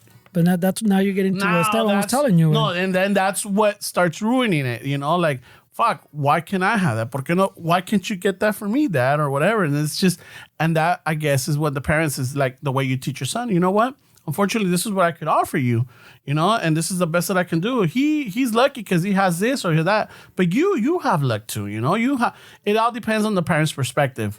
Now, if the parent se queda amargado, aferrado, que no le puedo dar lo que mi hijo quiere o mi hija quiere, then you start getting into the loop and you start sharing that or expressing those feelings, that now your child is going to be like, holy shit, we're poor. Yeah, but that's where I think Esteban was right, where you start wanting something that you can't have is where the problem begins. Because sure, your parent can tell you, explain to you por qué lo tiene, but all that situation like you're saying, that doesn't mean that the kid automatically is going to be like, got you, Dad, got you. No, it could go a bunch of ways, but most of the time, they're still going to want that toy, even though you explain to them why they can't have that toy and why it doesn't matter they don't have that toy. And that one's right. That's where the fucking problem starts. And we all went through that, because we've shared the stories where, like, we've had that friend that had all the fucking video games, had all the toys, had all the snacks, had all this shit, and you're like, what the fuck? And I even said it as a joke, and I'm like, odio ser pobre, you know? And is it a joke? Well, no. I mean, it is, because you know what? Honestly, now at the age that I am, I'm blessed, because yes, I did have a roof over my head. Yes, I had the clothes. I might not have had the latest tennis shoes or anything. I had Pro Wings, but you know what? I could look back and say, you know what? My parents did the best that they could, and nunca nos faltó nada. You know, Except the Jordans. No, I didn't care for. I still don't care for Jordans. I know it just. Yeah. I still don't care for Jordans. If you're gonna make fun of me, go with something that except for the docs. The there we go, Cortez. Cortez. But you had Cortez. Yeah, but they were hand-me-downs from my friend, bro. Yeah, but you had them. They didn't buy them until later, like where I could buy them. You know, You had them. My parents never bought them for me. Oh, okay. Yeah. I had Cortez, but because I had that friend que todo le compraban and whatever he didn't want, I'm like, hey, fucking, I'll take them. You know, it's shit like that, you know, but that's already young, junior high, adolescent, years. Pero cuando estás de chiquito, como dijo Esteban, a kid fucking playing in the fucking dirt, no shoes and everything is living the best fucking life of their life. And yes, they are. You know, I remember I had the best fucking time. I mean, my parents were my heroes. My dad was my hero. You start growing up and you start noticing things. And that's when you're like, either get jaded or you start wanting things that you don't need. And that's the thing. You know, you start focusing on that and you start fucking obsessing over it. Where the point is like you make your life worse. You get stuck on a fucking because you want something that you don't need. You get yourself in debt. Fucking Chad's dad doesn't beat him. What's going on here? Oh no, yeah, because Chad knows he's smart on how to get away with shit. You don't know, way. You know what I mean? Fucking So that's just it. Well. I want to thank Ramon for showing up to the podcast. And, hope to have I you got back. stuck in traffic. He came in clutch. He added another fucking podcast to the end, just explaining why he didn't show up to the first half. Yeah. But I appreciate it. You guys started asking, or else I would have just stood quiet. Calling me a ghost. Ay, well, thank you for showing up. No habían dicho nada, yo no digo nada. But you asked for this, so He's still going, eh? You asked for this, so I was just thanking you for showing up. You asked for it, and you're welcome. It's like you wanted Noelia a said, bitch, you got a bitch. It's like Noelia said, I just asked why you went to the rest. No, you asked, but then you started throwing indirectas, cabrón. So fuck it. Me avientas indirectas, te voy a contestar, cabrón. Oh, ahora sí. Yeah. There was like an hour of ahí te van los indirectas. cuernos, cabrón. We give you like an hour of indirectas, güey. No, an hour se la pasaron ustedes dos back and forth. Yeah, no, yo calladita, Kira, calladito me veo más bonito. But now, all right. But no, bueno, ya, como dijo Fernie, ya me pasé fucking 20-something minutes explaining why I didn't show up. So, hey, here's another fucking 5 minutes to explaining where we're going to show up at. May 4th, Santa Anita Racetrack, Michelada Rumble. Starts at noon. If you haven't gotten your tickets, get them now. All right? Todo gratis. My Grito's paying. Allegedly. They're picking up the tabs. They're even throwing in fucking Michelada coupons. So, Allegedly. You could go and tell... And, You don't want no fucking lawsuits. Go to El Luchador, El fucking Centenario, and ask them for fucking vouch tickets for... Pesetas. Yeah, for fucking micheladas. And he'll gladly, with a smile, give them to you. All right?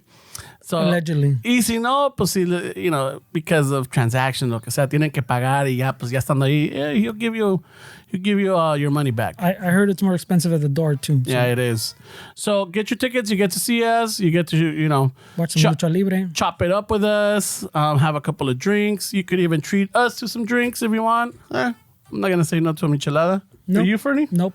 Ahí está. Even though Fernie and I will be judges, so. Because we don't say no. Yeah. All right. So there'll be my bus will be there. My Grito will be there. Maybe some other podcasters might be there. Stopping by. Noelia will be there. So if she's your favorite, Lléguenle. She's definitely down to give solid high fives. All right, across your face, but she'll give you a high five. Wow. Así es de violenta la cabrona. Allegedly. Yeah. So other than that, Fernie, we got anything? No. No. May 4th. All right. Stevs? No. All right. So, bueno, pues, raza. Hasta la próxima. And al ratos with Daddy. Oh, I forgot this whole time he was playing. Fuck, bro. Ya se me murió el café, güey.